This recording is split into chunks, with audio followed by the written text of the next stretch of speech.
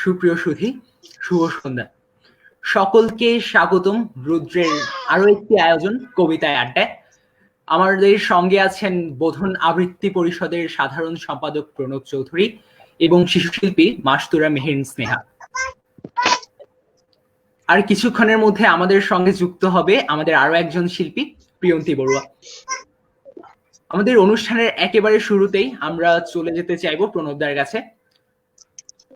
দাদা, তোমার কাছে জানতে চাইবো, তুমি তো রুদ্রর কর্মকাণ্ড অনেকদিন দেখেছো এবং আজকে আমাদের লাইভে এসেছো। এর আগে আমাদের লাইভ গুলোতে কমেন্ট করে আমাদের পাশে ছিলে। কেমন লাগছে রুদ্রর কাজকর্ম বা আমাদের কর্মকাণ্ড? এক কথায় মানে রুদ্রের কর্মকাণ্ড ভালো লাগছে, প্রথম কথা। দ্বিতীয় বিষয় সেগুলো হচ্ছে আমাদের বর্তমানে যে পরিস্থিতি দেশের কিংবা বহির্বিশ্বের, হ্যাঁ, এতে করে আমাদের যে মানবিকতা কিংবা মনুষ্যত্ব আমরা দেখছি বিভিন্ন কর্মকাণ্ডের মাধ্যমে তার যথেষ্ট ঘাটতি হচ্ছে। যে আমরা দেখলাম অনবরত প্রতিদিনই খবরের কাগজে আসলো ধর্ষণের সংবাদ। আমরা দেখছি সাম্প্রদায়িকতা ছড়িয়ে পড়ছে, হ্যাঁ, অসভ্যতা ছড়িয়ে পড়ছে।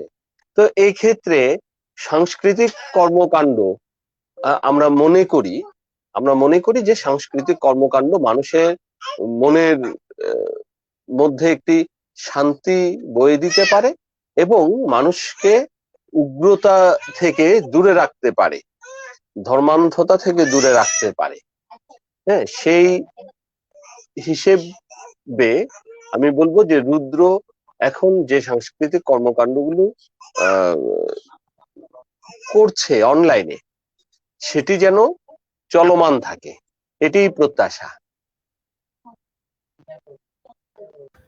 আশা করছি প্রণবের প্রত্যাশা আমরা পূরণ করতে পারবো। এটা আসলে প্রণবদা নয়, আর অনেকেরই প্রত্যাশা যে রুদ্র এগিয়ে যাক। আমরা আশা করছি এর মধ্যে আমাদের সভাপতি, রুদ্র সভাপতি এবং প্রতিষ্ঠাতা নাহিদ হাসান একটি কমেন্ট করেছে, আমরা সকলে দেখতে পাচ্ছি স্ক্রিনে। বোধনকে পাশে চাই। আসলে বোধন অনেক বছর ধরে আমাদের দেশের সাংস্কৃতিক অঙ্গনের অনেক বড় একটা অংশ জুড়ে আছে। বোধন যদি রুদ্রের পাশে থাকে সামনের দিনগুলোতে, তবে অবশ্যই আমাদের জন্য এগিয়ে যাওয়াটা, অর্থাৎ প্রবাহমান থাকাটা আমাদের জন্য অনেক সহজ হবে। আশা করছি প্রণবদা আছে আজকে আমাদের এখানে সাথে, বোধনকে আমরা পাশে পাবো, এটা আমরা সকলেই চাই। এবার একটু যাই আমাদের শিশু শিল্পী মাসতুরা মেহেরিন স্নেহার কাছে। স্নেহা, কেমন লাগছে রুদ্র লাইভে এসে? খুবই ভালো লাগছে। এতদিন বোধনের সঙ্গে যুক্ত ছিলাম, বিভিন্ন রকম অনুষ্ঠান হয়েছে, খুব ভালো লাগতো। এখন আরেকটি সংগঠন, আশা করছি এছাড়া আরো অনেক অনেক প্রোগ্রাম হবে, সেগুলো অংশগ্রহণ করার চেষ্টা করব। আশা করছি আমরাও স্নেহাকে আরো অনেকদিন পাবো আমাদের পাশে। স্নেহা আরো ভালো আবৃত্তি করবে সামনের দিনগুলোতে। শুধু রুদ্র নয়, আরো অনেক বড় বড় সংগঠনেও আমাদের স্নেহা আবৃত্তি করবে, তার দেশে পরিচিত হবে। তো স্নেহার আবৃত্তি প্রথমে শুনি, তারপরে আমরা প্রিয়ন্তীর কাছে আসবো। প্রথমে স্নেহার কাছে একটা কবিতা।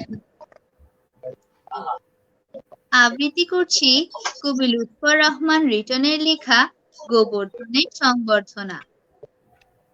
আগে গোবর ছিল গোবর্ধনের মাথায়, পরীক্ষাতে মারতো সে ফেল, রাত ডুবে তো খাতায়। হাফ ইয়ারলি পরীক্ষাতে ফেল মারা তার খতম, সবাইকে সে টেক্কা দিয়ে মেরিট লিস্টে প্রথম। শিক্ষকেরা বেজায় খুশি, সবাই তালি বাজায়, উৎসাহ আর উদ্দীপনায় মঞ্চ তরুণ সাজায়। গোবর্ধনের সংবর্ধনা, মঞ্চে লেখা ব্যানার, গোবর্ধনের ভাবটা যেন দিগ্বিজয়ী সেনার। হেডমাস্টার বক্তৃতাতে প্রশংসা তার করেন, গোবর্ধনের অধ্যবসায় ডিটেলস তুলে ধরেন। হেডমাস্টার প্রশ্ন করেন গোবর্ধনের কাছে, বলো বাবা, তোমার কিছু চাওয়ার কিংবা জানার আছে? খুব বিনয়ে গদগদ শ্রী গোবর্ধন জানান, প্রশ্নপত্র ছাপা হবে কোন সে ছাপাখানায়? ধন্যবাদ। খুব ভালো। খুব ভালো একটা কবিতা স্নেহার কাছ থেকে শুনলাম, লুৎফর রহমান রিটনের লেখা। আসলে আমাদের সমাজটা এমনই, যাদেরকে আমরা মনে করছি খুব এগিয়ে আছে বা যাদেরকে আমরা অনুসরণ করার চেষ্টা করছি, অনেকের ক্ষেত্রেই দেখছি তাদের পুরোটাই আসলে লেফাফা দুরস্তি। অন্তঃসার শূন্যতা আমাদের সমাজের বর্তমানে খুব বড় একটা সমস্যা। সেই অন্তঃসার শূন্যতার কথাই স্নেহার কবিতায় আমরা দেখতে পেলাম। এবার আসি প্রিয়ন্তীর কাছে। প্রিয়ন্তী, কেমন লাগছে? খুব ভালো লাগছে, ধন্যবাদ যারা রুদ্রদাকেও ধন্যবাদ আমাকে রুদ্রর মধ্যে আবৃত্তি করার সুযোগ করে দেওয়ার জন্য। আশা করি আরো অনুষ্ঠান দেখতে পারবো। আমরাও আশা রাখি প্রিয়ন্তীকেও আমরা সামনের দিনগুলোতে পাশে পাবো। তো প্রিয়ন্তীর কাছে আমরা প্রথমে কোন কবিতা শুনবো? আমি প্রথমে করছি সুবোধ সরকারের লেখা শাড়ি কবিতাটি। বিয়েতে 51টা শাড়ি পেয়েছিল মেয়েটা, অষ্টমঙ্গলায় ফিরে এসে আরো 6টা। এত শাড়ি একসঙ্গে সে জীবনেও দেখেনি। আলমারির প্রথম থাকে সে রাখলো সব নীল শাড়িদের। হালকা নীল একটাকে জড়িয়ে ধরে বলল, তুই আমার আকাশ। দ্বিতীয় থাকে রাখলো সব গোলাপিদের। একটা গোলাপিকে জড়িয়ে সে বলল, তোর নাম অভিমান। তৃতীয় থাকে 3টি ময়ূর, যেন 3 দিক থেকে ছুটে আসা সুখ। তেজপাতা রং যে শাড়িটার, তার নাম দিল বিষাদ। এত শাড়ি সে কি করে এক জীবনে পরবে? কিছু বছর যেতে না যেতে ঘটে গেল সেই ঘটনাটা। সন্ধ্যের মুখে মেয়েটি ছিল স্বামীর সঙ্গে খেতে। কাপড়ে মুখ বাঁধা 3টি ছেলে এসে দাঁড়ালো, স্বামীর তল পেটে ঢুকে গেল 12 ইঞ্চি ওপর থেকে নিচে, নিচে থেকে ডান দিকে, যাকে বলে এল। পড়ে রইল খাবার, চিলি ফিশ থেকে তখনও ধোয়া উঠছে। এর নাম রাজনীতি, বলেছিল পাড়ার লোকেরা। বিয়েতে 51টা শাড়ি পেয়েছিল মেয়েটা, অষ্টমঙ্গলায় ফিরে এসে আরো 6টা। একদিন দুপুরে শাশুড়ি ঘুমিয়ে সমস্ত শাড়ি বের করে 6তলার বারান্দা থেকে উড়িয়ে দিল নিচের পৃথিবীতে। শাশুড়ি পরিয়ে দিয়েছেন তাকে সাদা থান। 19 বছরের একটা মেয়ে, সে একা। কিন্তু সেই থানও এক ছটকায় খুলে নিল 3 জন। পাড়ার মোড়ে একটি সদ্য নগ্ন বিধবা মেয়ে দৌড়াচ্ছে আর চিৎকার করছে, বাঁচাও বাঁচাও। নির্বাক পাড়ার লোকেরা, পেছনে 3 জন, সে কি উল্লাস। নির্বাক পাড়ার লোকেরা। বিয়েতে 51টা শাড়ি পেয়েছিল মেয়েটা, অষ্টমঙ্গলায় ফিরে এসে আরো 6টা। ধন্যবাদ। একটু আগে নাহিদ হাসানের একটি মন্তব্য পেলাম, শাড়ি একটা আবেগের নাম। আসলে আমাদের দেশের অর্থাৎ বাঙালি মেয়েদের ক্ষেত্রে শাড়ি সত্যি একটা আবেগের নাম। আর প্রখ্যাত কবি সুবোধ সরকার সেই শাড়িকে কেন্দ্র করে বা শাড়ি নাম দিয়ে যে কবিতাটি লিখেছিলেন, আসলে সেটা আমাদের সমাজ বাস্তবতাকে খুব সুন্দরভাবে, খুব ছোট একটা গণ্ডিতে তুলে ধরেছিল। এখানে যখন দেখতে পেলাম যে একটি নগ্ন সদ্য বিধবা নারী রাস্তায় দৌড়চ্ছে, আর সেখানে কেউ তার সাহায্য এগিয়ে আসছে না, সবাই নির্বাক। আমাদের সমাজটা আসলে এখন এমনই, অপরাধের বিরুদ্ধে আমাদের আওয়াজ আসলে উঠছে না। যদি আওয়াজগুলো উঠতো তাহলে হয়তোবা অনেক মা বোনকে আমরা বাঁচাতে পারতাম, অনেক মা বোনের সম্ভ্রম আমরা বাঁচাতে পারতাম। আর সেই আওয়াজ তোলার দায়িত্বটা কিন্তু অনেক ক্ষেত্রে আমাদের শিল্পীদেরই। আর আমাদের এইসব কবিতার আবৃত্তি আসলে আমাদের সেই প্রতিবাদ। এরপর আমরা যাব প্রণবদার কাছে, প্রণবদার কবিতা শুনবো। ধন্যবাদ রুদ্রকে। শুরুতেই একটি দেশের কবিতা দিয়ে শুরু করি। আমাদের অত্যন্ত প্রিয় মানুষ কবি রাশেদ রৌফ, তার একটি কবিতা, একটি বাংলাদেশ।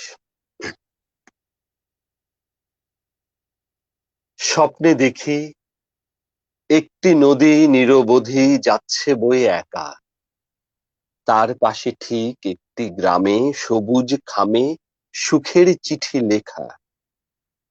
পাখি উড়ছে, পাখি ঘুরছে, শূন্যে মেলছে ডানা, সবুজ শস্য সবুজ বৃক্ষ সবেখানে দেয় হানা।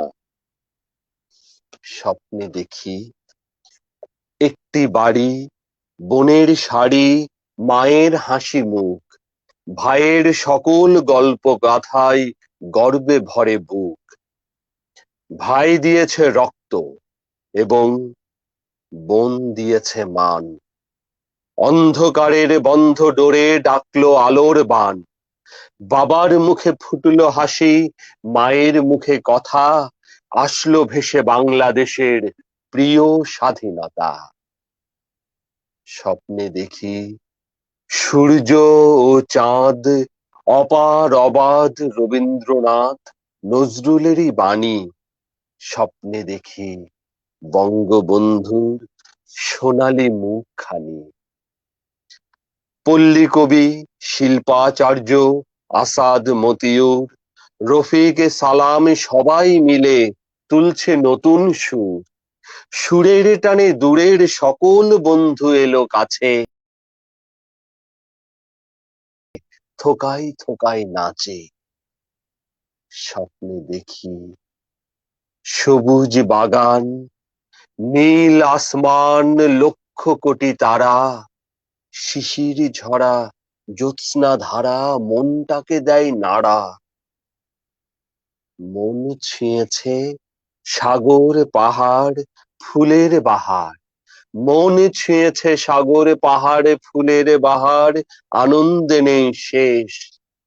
স্বপ্নে দেখি রক্তে লেখা একটি বাংলাদেশ। পবিত্র। খুব সুন্দর আবৃত্তি প্রণবদার, দেশের কথা আবার বললেন। কথা প্রসঙ্গে একটি কথা এখানে না বললে নয়, আজ আমি প্রণবদার সাথে একটি অনুষ্ঠানে সঞ্চালনা করছি, কিন্তু সত্যি কথা বলতে আমার উপস্থাপনা শেখা বা সঞ্চালনা করার যে ইচ্ছেটা, সেটা আমার প্রথম জায়গায় প্রণবদার সঞ্চালনা শুনে। প্রণবদা একজন দক্ষ এবং অত্যন্ত শৈল্পিক সঞ্চালক। তিনি আমাদের বোধনের অনেকগুলো অনলাইন এবং অফলাইন অনুষ্ঠান সঞ্চালন করে থাকেন, এবং প্রায় ছোটবেলা থেকে প্রণবদাকে দেখছি অনুষ্ঠান সঞ্চালনা করতে, এবং প্রণবদাকে অনেক জায়গায় বলতে গেলে নকল করার চেষ্টা করি। আজ প্রণবদার সাথে লাইভে আসতে পেরে আমি সত্যি আনন্দিত। আমি একটু বলি অরিত্র। হ্যাঁ দাদা। অরিত্র, যে এই প্রোগ্রামটা আমি অনেক প্রোগ্রাম করেছি, হ্যাঁ, যে অনেক গুণী মানুষদের সাথে মঞ্চে কাজ করা। তারপর এই যে করোনার যখন শুরু হলো, মহামারী যখন শুরু হলো, তখন আমরা অনলাইনে অনুষ্ঠান করছি। কিন্তু আজকের অনুষ্ঠানটি আমার জন্য মানে একটি বিশেষ অনুষ্ঠান, কারণ এখানে হচ্ছে মানে আমি তাদের সাথে আছি যারা কিনা আমার ভালোবাসা এবং স্নেহের মানুষ। হ্যাঁ, যে এদের সাথে আমার দুষ্টুমি, এদের সাথে আমার দীর্ঘ পথ চলা, হ্যাঁ, এদের সাথে একটু রাগ করা, অভিমান করা, হ্যাঁ, সবকিছু মিলেই, হ্যাঁ, সেজন্য আহ, তিনজনেই, আমি ছাড়া বাকি তিনজনেই আমার ভালোবাসার মানুষ। হ্যাঁ, ধন্যবাদ অরিত্রকে যে এরকম একটা কাজে যুক্ত করার জন্য। আসলে প্রণবদাকে যুক্ত করার ইচ্ছে আরো অনেক আগেই ছিল এবং নানা জটিলতায় সেটা সম্ভব হয়নি। এখানে প্রণবদা যেটা বললো, আমরা তিনজনই প্রণবদার খুব ভালোবাসার মানুষ। আসলে আমরা প্রণবদার কাছে আবৃত্তি শিখেছি বলতে গেলে। প্রণবদার ক্লাস আমরা করতাম বোধনে। না না না না না না আমি না। যখন ছিলাম বোধনে সে 10 বছর আগে, তখন আমি প্রণবদার ক্লাস করতাম। স্নেহা যখন কিছু বছর আগে বোধনে যুক্ত হলো, স্নেহাও প্রণবদার ক্লাস করেছে। প্রিয়ন্তী তো ছিলই। এখনো প্রণবদা বোধনে ক্লাস নিচ্ছেন, সঞ্চালনা করছেন, আবৃত্তি করছেন, পুরোপুরি আবৃত্তির সঙ্গে আছেন এই মানুষটা। প্রণবদাকে একটা প্রশ্ন জিজ্ঞেস করব যে এই যে অনেক দিন তো হলো শুধু আবৃত্তি শিল্পী হিসেবে না, আবৃত্তি প্রশিক্ষক হিসেবেও তুমি কাজ করেছো। হুম। এখানে মানুষের কি আবৃত্তি নিয়ে আগ্রহটা বেড়েছে আগের চেয়ে বর্তমানে? অবশ্যই বেড়েছে, অবশ্যই বেড়েছে। আমাদের শহরে মানে আমি যদি শুধুমাত্র আমাদের শহরের কথাই বলি, আমাদের শহরে আবৃত্তি নিয়ে কাজ করে এমন প্রায় 30-এর অধিক সংগঠন আছে। হ্যাঁ, 30-40টা সংগঠন আছে, অনেকেই কাজ করে।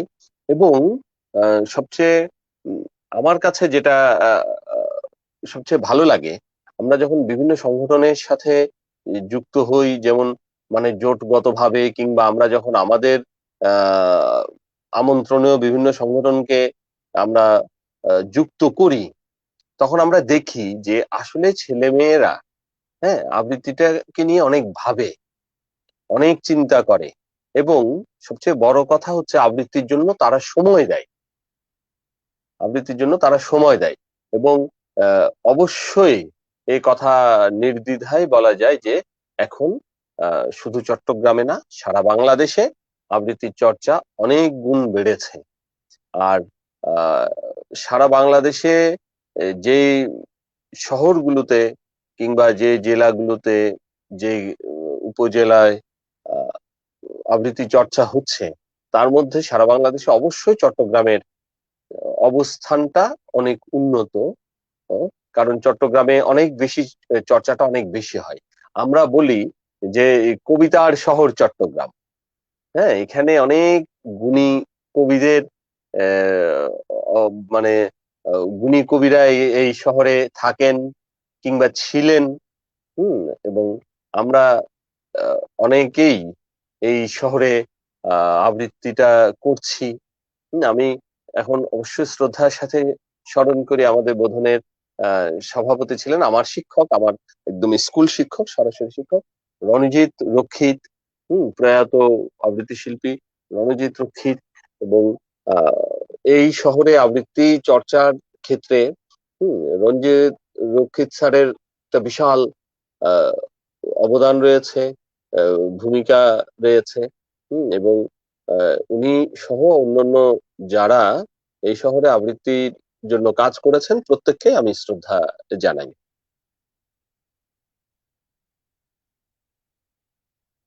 কিছুদিন আগে আমরা জানি গত 30শে অক্টোবর ছিল শ্রদ্ধেয় আবৃত্তি শিল্পী গোলাম মোস্তফা আবৃত্তি পদকজয়ী আবৃত্তি শিল্পী রণজিৎ রক্ষিতের দ্বিতীয় প্রয়াণ দিবস।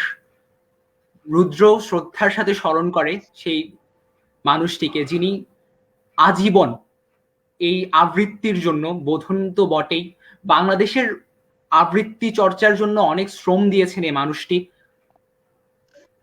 তাকে রুদ্র পরিবার জানায় হাজারো কুর্নিশ। আমরা এর মধ্যে কিছু মন্তব্য দেখতে পাচ্ছি এবং কিছু আবৃত্তির অনুরোধও দেখতে পাচ্ছি।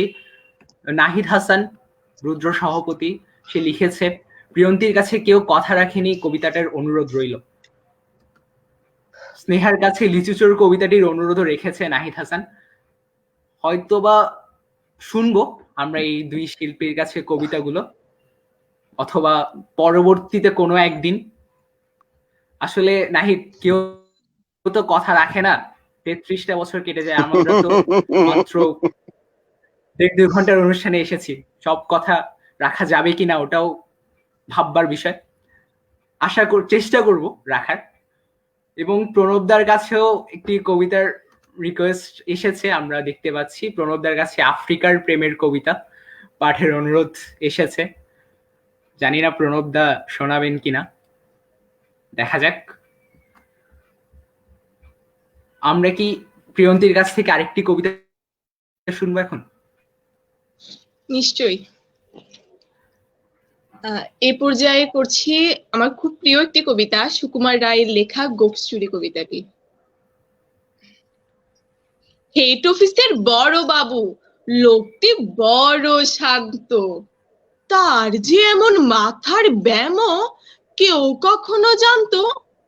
দিব্যি ছিলেন খোশ মেজাজে চেয়ার খানে চেপে, একলা বসে ঝিমঝিমিয়ে হঠাৎ গেলেন খেপে, আটকে উঠে হাত পা ছুড়ে চোখটি করে কোল, হঠাৎ বলেন গেলুম গেলুম আমায় ধরে তোল। তাই শুনে কেউ বদ্যি ডাকে, কেউ বা হাঁকে পুলিশ, কেউ বা বলে কামড়ে দেবে সাবধানেতে তুলিস। ব্যস্ত সবাই এদিক ওদিক করছে ঘোরাঘুরি, বাবু হাঁকেন ওরে আমার গোপ গিয়েছে চুরি। গোপ হারানো আজব কথা, তাও কি হয় সত্যি? গোপ জোড়া যে তেমনই আছে, কমেনি এক রত্তি।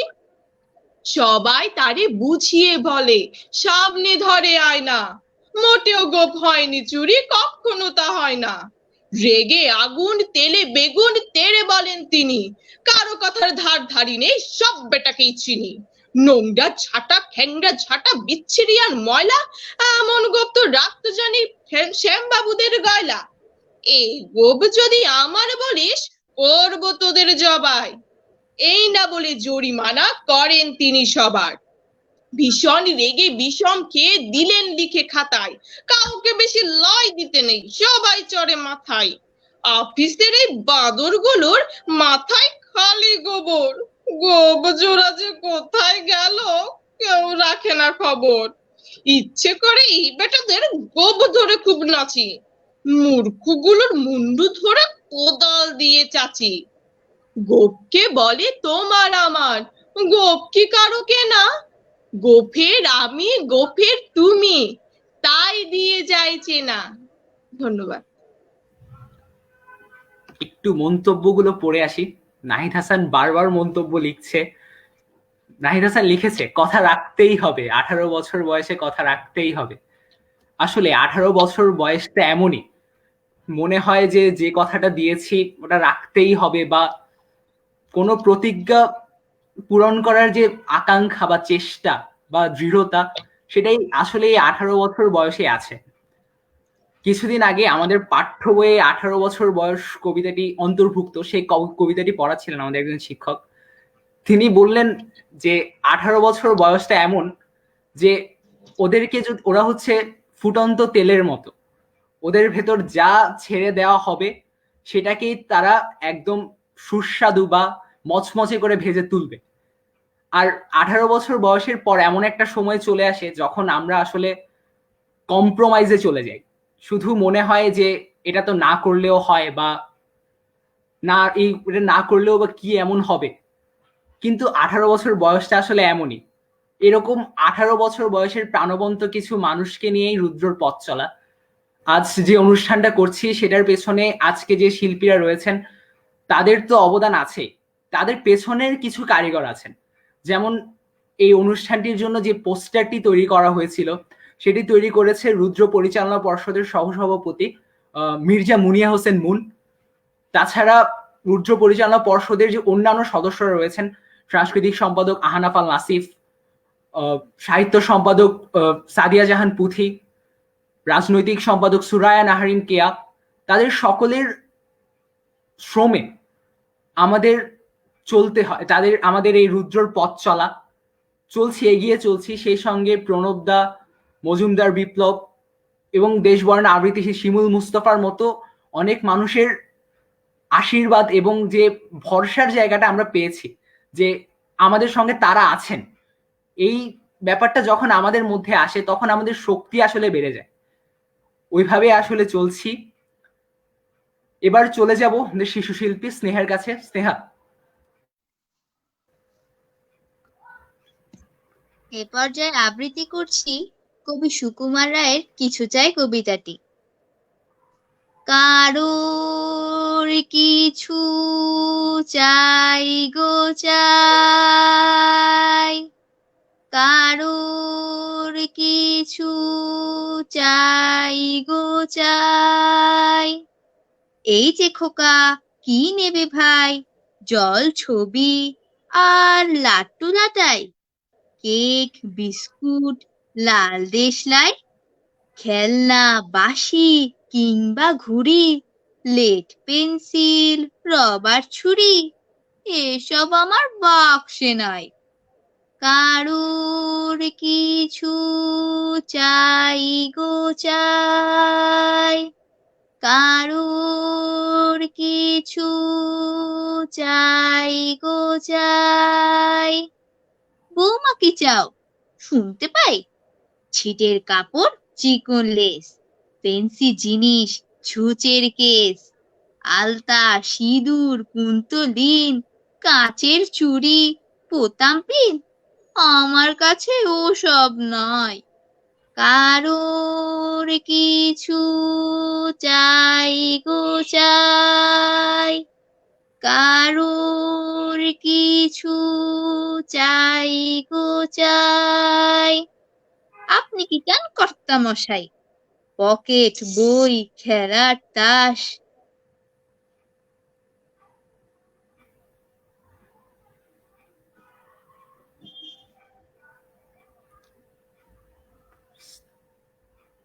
স্নেহা কোনো একটি নেটওয়ার্ক জনিত কারণে আমাদের সঙ্গে নেই এই মুহূর্তে। আবার ফিরে আসবে আশা করছি। বেশ কিছু মন্তব্য ইতিমধ্যেই আমাদের মন্তব্য বক্সে এসে জমা হয়েছে। সকলকে ধন্যবাদ যারা রুদ্রর পাশে আছেন, আমাদেরকে প্রতিনিয়ত সাহস দিয়ে যাচ্ছেন আমাদের এই আয়োজনগুলোতে। হয়তোবা অত ভালো বা অত উঁচু দরের কোনো আয়োজন আমরা করতে পারছি না, আমাদের যতটুকু সামর্থ্য ততটুকু নিয়েই এগিয়ে যাওয়ার চেষ্টা করছি, সকলকে সাহিত্যের আলোয় উদ্ভাসিত করতে। এর মধ্যে দেখতে পাচ্ছি বোধনের প্রাক্তন সভাপতি সুভাষ চক্রবর্তী লিখেছেন, ভালোই হয়েছে প্রিয়ন্তী। প্রিয়ন্তীকে আসলেই প্রিয়ন্তীর আবৃত্তি খুব ভালোই লাগছে। আসলে সবাই যারা আছে খুব প্রতিভাবান এবং অভিজ্ঞ আবৃত্তি শিল্পী। প্রণবদা তো আছেই আমাদের সঙ্গে। এর মধ্যে যে শিশু শিল্পী বা কিশোরী শিল্পীকে আমরা দেখছি এখানে, তারা দুজনেই অত্যন্ত প্রতিভাবান। আশা করছি তারা তাদের ভবিষ্যতে আবৃত্তির সঙ্গে থাকবে, আমাদের দেশের আবৃত্তিকে এগিয়ে নিয়ে যাবে। প্রণবদার কাছে আবার ফিরবো এবং আরো আবৃত্তি শুনবো প্রণবদার কাছে। আচ্ছা, এখানে মন্তব্য করেছেন সুভাষ চক্রবর্তী। অ্যাডভোকেট সুভাষ চক্রবর্তী হচ্ছেন বোধনের প্রতিষ্ঠাতা, হ্যাঁ, প্রতিষ্ঠাতাদের একজন। হ্যাঁ, উনি আসলে বোধনের সভাপতির দায়িত্ব সভাপতি না ছিলেন না, কিন্তু প্রতিষ্ঠাতা। মানে ওনারা শুরু করেছেন বলেই আমরা আসলে গর্ব নিয়ে বোধনটা করতে পারি। আচ্ছা, আমাদের জীবনে কিছু সংখ্যা আছে, যেমন আমরা যারা বাংলাদেশের মানুষ, আমরা যারা বাঙালি, আমাদের জীবনের তেমনি সংখ্যা হচ্ছে 52, আমাদের জীবনের সংখ্যা হচ্ছে 21, 71। যে সংখ্যাগুলো গুরুত্ব অপরিসীম, তেমনি ব্যক্তি জীবনে আমরা যারা আছি, আমাদের মানুষের জীবনে একটি সংখ্যা হচ্ছে 18। যে 18 বছর নিয়ে অরিত্র অনেক কথা বলেছে, খুব গুরুত্বপূর্ণ কথাগুলো বলেছে। আমি এখন সেই সুকান্ত ভট্টাচার্যের 18 বছর বয়স আবৃত্তি করছি। 18 বছর বয়স কি দুঃসহ, স্পর্ধায় নেয় মাথা তোলবার ঝুঁকি। 18 বছর বয়সে অহরহ বিরাট দুঃসাহসেরা দেয় যে উঁকি। 18 বছর বয়সের নেই ভয়, পদাঘাতে চায় ভাঙতে পাথর বাধা, এ বয়সে কেউ মাথা নোয়াবার নয়, 18 বছর বয়স জানে না কাঁদা। এ বয়স জানে রক্তদানের পুণ্য, বাষ্পের বেগে স্টিমারের মতো চলে, প্রাণ দেওয়া নেওয়া ঝুলিটা থাকে না শূন্য, সঁপে আত্মাকে শপথের কোলাহলে। 18 বছর বয়স ভয়ঙ্কর, তাজা তাজা প্রাণে অসহ্য যন্ত্রণা, এ বয়সে প্রাণ তীব্র আর প্রখর, এ বয়সে কানে আসে কত মন্ত্রণা। 18 বছর বয়স যে দুর্বার, পথে প্রান্তরে ছোটায় বহু তুফান, দুর্যোগে প্রাণ ঠিক মতো রাখা ভার, ক্ষত বিক্ষত হয় সহস্র প্রাণ। 18 বছর বয়সে আঘাত আসে অবিশ্রান্ত, একে একে হয় জড়ো, এ বয়স কালো লক্ষ দীর্ঘশ্বাসে, এ বয়স কাঁপে বেদনায় থর থর। তবু 18 শুনেছি জয়ধ্বনি, এ বয়স বাঁচে দুর্যোগে আর ঝড়ে, বিপদের মুখে এ বয়স অগ্রণী, এ বয়স তবু নতুন কিছু তো করে। এ বয়স যেন ভীরু কাপুরুষ নয়, পথ চলতে এ বয়স যায় না থেমে, এ বয়সে তাই নেই কোনো সংশয়, এদেশের বুকে 18 আসুক নেমে।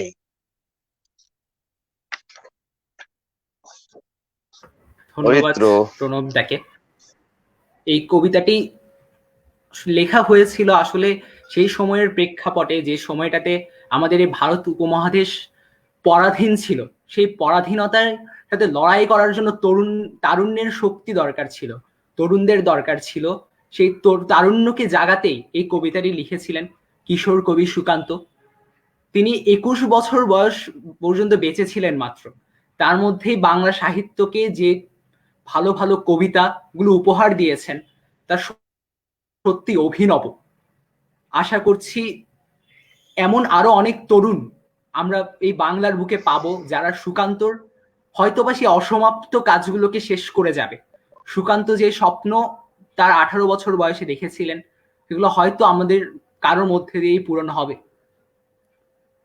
জাভেদ হোসেন ভাই আছেন আমাদের সঙ্গে, বোধন সদস্যদের শুভেচ্ছা জানিয়েছেন জাভেদ ভাই। ধন্যবাদ জাভেদ ভাই। এর মধ্যে আরো একটি মন্তব্য করেছে। হ্যাঁ দাদা। আচ্ছা, কেউ কথা রাখলো না, 35 মিনিট পেরিয়ে গেল। আচ্ছা ঠিক আছে নাহিদ ভাই, কথা রাখা হবে। অরিত্র বলছে যে সুকান্ত ভট্টাচার্য যে কাজ অসমাপ্ত রেখে গেছে, হ্যাঁ, এর পরের কবিরা কিংবা এখনের কবিরা কিংবা ভবিষ্যতের কবিরা সেই কাজ সমাপ্ত করবে। কিন্তু একটা কথা সত্য, যে স্বপ্নের সমাপ্তি ঘটে না, কিন্তু নতুন নতুন স্বপ্ন আমরা দেখতে থাকবো। 18 বছর বয়স এই কবিতাটি সেই ব্রিটিশ আমলে যেরকম মানে গুরুত্ব ছিল এই কবিতার গুরুত্ব এখনো তাই। এখন হয়তো আঙ্গিকটা পরিবর্তন হয়েছে। হ্যাঁ, তখন আমরা ব্রিটিশদের বিরুদ্ধে লড়াই করেছি, আর এখন আমরা লড়াই করছি, হ্যাঁ, অজ্ঞতার বিরুদ্ধে লড়াই করছি, আমরা সাম্প্রদায়িকতার বিরুদ্ধে লড়াই করছি, আমরা একটি বিজ্ঞান মনস্ক সমাজ বিনির্মাণের জন্য লড়াই করছি, হ্যাঁ, আমরা একটি মানবিক সমাজ গড়ে তোলার জন্য লড়াই করছি, হ্যাঁ, আমরা আমাদের বিভিন্ন রকমের ভয়কে জয় করার জন্য লড়াই করছি। সেজন্য 18 বছর সব সময় আমাদের কাছে প্রার্থিত বছর, আমাদের কাছে সব সময়ই প্রাসঙ্গিক। অরিত্র, রুদ্রতে সবসময় 18 লেগে থাকুক, নাহিদের কথা ধরে সূত্র ধরেই বলছি, অবশ্যই লেগে থাকুক, 18 বছরের মতোই থাকুক। আজ যেমন আছি, যাতে সামনের দিনগুলোতে এভাবে কাজ করতে পারি, সবার জন্য কাজ করতে পারি।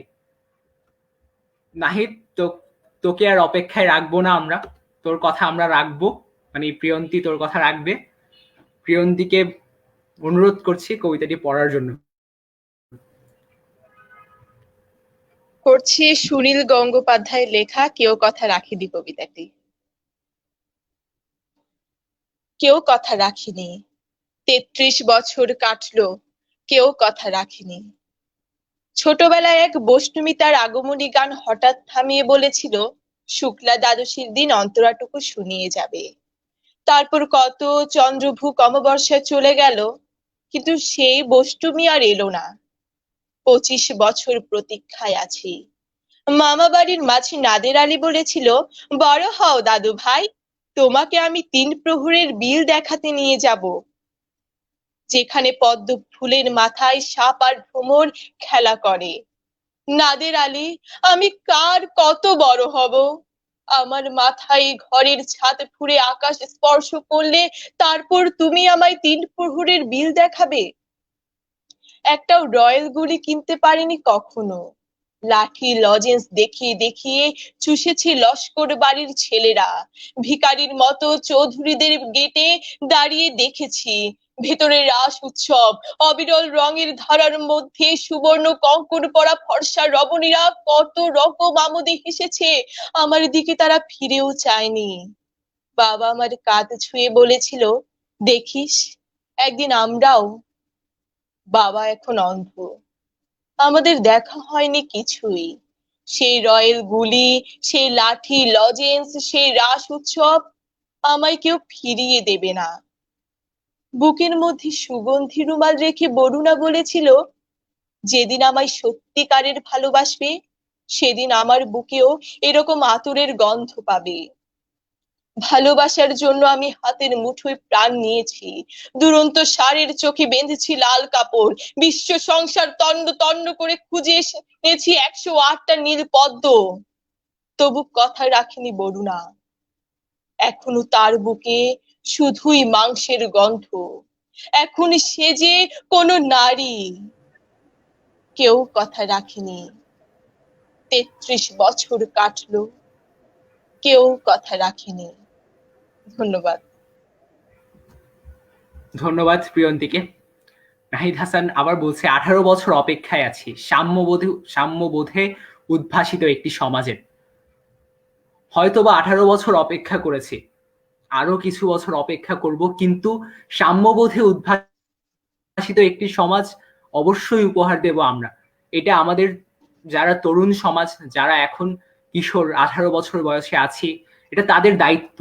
হয়তোবা আমরা যেদিন সমাজের দায়িত্ব নেব, অবশ্য সমাজের দায়িত্বটা আমাদের এখনই, একদিন ঠিকই আমরা সমাজকে সাম্যবোধে উজ্জীবিত করবই। জাভেদ ভাই আছেন আমাদের সাথে, জাভেদ ভাই সুন্দর করছিস প্রিয়ন্তী। জাভেদ ভাইকেও আশা করি সামনের কোনো একদিন কোনো একটা অনুষ্ঠানে রুদ্রর সঙ্গে পাবো জাভেদ ভাইকে। আরেকটি মন্তব্য না পড়লেই নয়, তরুণদের মননে ভর করুক সুকান্ত, শামসুর, হেলাল হাফিজ, নির্মলেন্দু গুণ। খুব সময় উপযোগী একটি কথা। আসলে আমাদের তরুণ সমাজ বলতে গেলে আজ বই বিমুখ। সুসাহিত্য পাঠ বা সুসাহিত্যের চর্চা আমাদের সমাজ থেকে অনেকাংশেই বিলুপ্ত হচ্ছে। আর সেই বিলুপ্ত প্রায় সুসাহিত্য চর্চাকে এগিয়ে নিতেই রুদ্রের কাজকর্ম, রুদ্রর পথ চলা, রুদ্রর এগিয়ে যাওয়া। আজ যেহেতু অনেক আবৃত্তি প্রেমী মানুষেরা আমাদের সঙ্গে আছেন, সকলের জন্য একটি সুখবর দিই, সেটি হচ্ছে রুদ্র সিদ্ধান্ত নিয়েছে একটি কবিতার আর্কাইভ তৈরি করার, যে আর্কাইভে থাকবে ২০০ শতাধিক বাংলা কবিতার আবৃত্তি, যেগুলো পাঠ করবেন আমাদের দেশের বিভিন্ন অঞ্চলের প্রতিভাবান এবং প্রতিষ্ঠিত শিল্পীরা। আশা করি সেই মহতী উদ্যোগেও বোধন আমাদের পাশে থাকবে।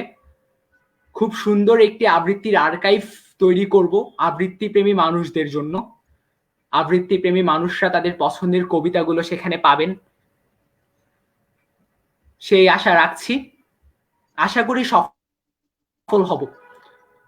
স্নেহার কাছে যাব আবার। কিছুক্ষণ আগে আমরা স্নেহাকে হারিয়ে ফেলেছিলাম নেটওয়ার্ক জনিত সমস্যার কারণে। স্নেহা, এখন কি শোনাবে আমাদেরকে? এ পর্যায়ে আবৃত্তি করছি কবি কাজী নজরুল ইসলামের লেখা লিচু চোর কবিতাটি। নাহিদ বাবুদের তাল পুকুরে, হাবুদের ডাল পুকুরে, বাবুদের ডাল পুকুরে, হাবুদের ডাল কুকুরে, সে কি বাস করলে তারা, বলি থাম একটু দাঁড়া। পুকুরের ওই কাছে না লিচুর এক গাছ আছে না, কোথা না আসতে গিয়ে ইয়া বড় কাস্তে নিয়ে, গাছে গো যেই চড়েছি ছোট এক ডাল ধরেছি, ও বাবা মরাত করে পড়েছি সরাত জোরে, পড়বি পর মালির ঘাড়ি, সে ছিল গাছের আড়ে, বেটা ভাই বড় নচ্ছার, ধুমাধুম গোটা দুধ ছাড়, দিলে খুব কিলো ঘুষি, একদম জোরসে ঠুসি, আমিও বাগিয়ে থাপড়, দেহাওয়া জাগিয়ে কাপড়, লাফিয়ে ডিংনু দেয়াল, দেখি এক ভিটরে শেয়াল, আরে দেখ শেয়াল কোথা, ভেলোটা দাঁড়িয়ে হোথা, দেখি যে আটকে ওঠা, ভেলোটা কুকুরও জুড়লে ছোটা, আমি কই কম্বো কাবার, কুকুরে করবে সাবার, বাবা গো মা গো বলে পাঁচিলের ফকুল গলে ঢুকি গিয়ে বসদের ঘরে, যেন প্রাণ আসলো ধরে, যাবো ফের কান মলি ভাই, চুরিতে আর যদি যাই, তবে মোর নামই মিছা, কুকুরের চামড়া খিচা। সে কি ভাই যায় রে ভোলা, মালির ওই পিঠনি গুলা, কি বলিস ফের হপ্তা, তবা নাক কপ্তা। ধন্যবাদ স্নেহা। আমরা কিছু সুন্দর মন্তব্য পাচ্ছি, জাভেদ ভাই লিখেছেন খুব সুন্দর স্নেহা বুড়ি। স্নেহাকে আসলে খুব ছোটবেলা থেকে আমরা দেখছি সবাই আবৃত্তি করতে, মঞ্চ আসলে মঞ্চে দাপিয়ে না মঞ্চ কাঁপিয়ে বেড়াচ্ছে অনেক ছোটবেলা থেকে। মাইনুল ভাই আছেন বোধনের, বা রুদ্রকে অভিবাদন এত স্বপ্ন জাগানিয়া কথাগুলোর জন্য। মাইনুল ভাই শুধু স্বপ্ন না, স্বপ্নগুলো বেঁচে থাকবে বাস্তব হয়ে। আশা করছি যে স্বপ্নের কথা লিখেছি হয়তো বা বলেছি সেগুলো বাস্তব হয়ে বেঁচে থাকবে। আমাদের সহসভাপতি মির্জা মুনিয়া হোসেন মুন লিখেছে নস্টালজিক আমার ট্যালেন্ট শো। হয়তো বা কোনো এক প্রতিভা অন্বেষণ অনুষ্ঠানে আমাদের মির্জা মুনিয়া হোসেন মুন এই কবিতাটি আবৃত্তি করেছিল, হয়তোবা তার সেই স্মৃতি মনে পড়ে গেল। শৈশবে করা চুরির খুনসুটিটা মনে পড়ে যায়। আসলে শৈশব হচ্ছে বলতে গেলে সৃষ্টিকর্তার দেয়া সেরা উপহারগুলোর একটি। এর চেয়ে সুন্দর উপহার আসলে হয় না। আমরা কিছুদিন আগ পর্যন্ত প্রাণ জুসের বিজ্ঞাপন দেখতাম, ছোট থাকার অনেক মজা। সত্যি ছোটবেলায় আপনি যাই করবেন, আপনার আশেপাশে আপনাকে প্রশ্রয় দেওয়ার জন্য কিছু মানুষ জুটে যাবে। তারা আপনাকে প্রশ্রয় দেবে, হয়তোবা আপনাকে বকাও দেবে, অনেক কিছু কথা শোনাবে আপনাকে। কিন্তু শৈশবে যে স্বাধীনতা আছে ওটা আসলে বড়বেলায় আসলে অনেক কিছু করা যায় না। সবসময় সবচেয়ে বেশি যেটা মাথায় আসে লোকে কি বলবে, কিন্তু ছোটবেলায় আসলে সে ভয়টা থাকে না। লোকে কি বলবে বা পাশে লোকে কিছু বলে কিনা ওই ভয়টা থাকে না। সত্যি এখন তো হাতগুলো যান্ত্রিকতার শেকলে বাঁধা, কিছু করব কিছু লিখবো কিছু বলতে গেলে আসলে ভয় হয়, না জানি আমাকেও আরেক আবরার ফাহাদে পরিণত হতে হয়। আমরা সকলেই জানি বুয়েটের সেই মর্মান্তিক ঘটনার কথা। আবরার ফাহাদের সেই ঘটনা আমাদের সকলকে নাড়া দিয়ে গিয়েছিল একটা সময়। আমাদের সঙ্গে আছেন সিদ্দিকা আরিফাদি, একজন প্রখ্যাত লেখক এবং বোধনের একজন সদস্য। প্রণবদা অনেক ভালো লাগছে রুদ্র দেখতে পেয়ে, অপেক্ষায় আছি শোনার। দিদি তোমাকেও শোনার অপেক্ষায় আছি, তোমাকেও একদিন আমরা পাবো রুদ্রতে আশা করি। আরিফাদির গান শুনবো, কবিতা শুনবো। এবং একটি কথা বলে রাখি, রুদ্র সামনে যে ম্যাগাজিন বা সময়কি বের করতে যাচ্ছে সেটাতে কিন্তু লিখেছেন আমাদের সিদ্দিকা আরিফাদি, আমরা খুব তাই চেয়ে চিন্তে আনতে হয়নি, খুব সহজে মানে সিদ্দিক আরিফাদি প্রথম দিনই আমি বলার সাথে সাথে রুদ্রের জন্য লেখা দিয়েছেন। খুব ভালো লেগেছিল সেদিন, আসলে একটা ভালো লাগা কাজ করেছিল যে দাদা দিদিরা আমাদের সঙ্গে আছেন, আমাদেরকে এত সাহায্য করছেন, আমাদের পেছনে আছেন। ধন্যবাদ দিদি। আমরা কি প্রণবদার কাছে ফিরবো, এবার শুনবো প্রণবদার হ্যাঁ। কবিতা। স্নেহা কাজী নজরুল ইসলাম পড়েছে, আমিও তাই পড়ছি। হ্যাঁ, এবং আমি আজকে একটু ওই আমাদের সেই প্রিয় কবিতাগুলোই বাছাই করে রেখেছি আর কি, যেগুলো কিনা আমাদের শৈশবের, আমাদের কৈশোরের কবিতা। কবিতার নাম বলছি না, কবিতার নাম তো সকলেই জানি আমরা, আশা করি দর্শকরা জানে। কাঠবেড়ালি কাঠবেড়ালি পেয়ারা তুমি খাও, গুড়মুড়ি খাও, দুধ ভাত খাও, বাতাবি লেবু, লাউ, বেড়াল বাচ্চা, কুকুর ছানা তাও। ডাইনি তুমি, হৎকা পেটু, খাও একা পাও যেথায় যেটু, বাতাবি লেবু সকলগুলো একলাই খেলে ডুবিয়ে নুলো। তবে যে ভারী লেজ উঁচিয়ে পুটুস পাটুস চাও, ছোঁচা তুমি, তোমার সঙ্গে আড়ি আমার, যাও। কাঠবেড়ালি বাদ্রিমুখী, মারবো ছুঁড়ে কিল, দেখবি তবে রাঙা দাগে ডাকবো, দেবে ঢিল। পেয়ারা দেবে, যা তুই ওচা, তাই তো তোর নাকটি বোঁচা। হুতমো চোখি গাপুস গুপুস, একলাই খাও হাপুস হুপুস।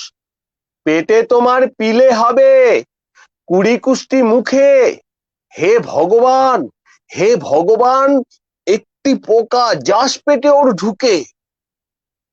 ইস ইস ইস ইস ইস ইস, খেও না মস্ত পানা, ওই যে পাকাটাও। আমিও খুবই পেয়ারা খাই যে, একটি আমায় দাও। কাঠবেড়ালি তুমি আমার সর্দি হবে, বৌদি হবে, রাঙা দিদি, তবে একটা পেয়ারা দাও না। এ রাম, তুমি নেংটা পুটু, ফ্রকটা নেবে, জামা দুটো। আরে খেও না পেয়ারা তবে, বাতাবি নেবুও ছাড়তে হবে। দাঁত দেখিয়ে দিচ্ছ যে ছুট, ওমা দেখে যাও। কাঠবিড়ালি কাঠবিড়ালি তুমি মরো, তুমি মরো, তুমি কচু খাও।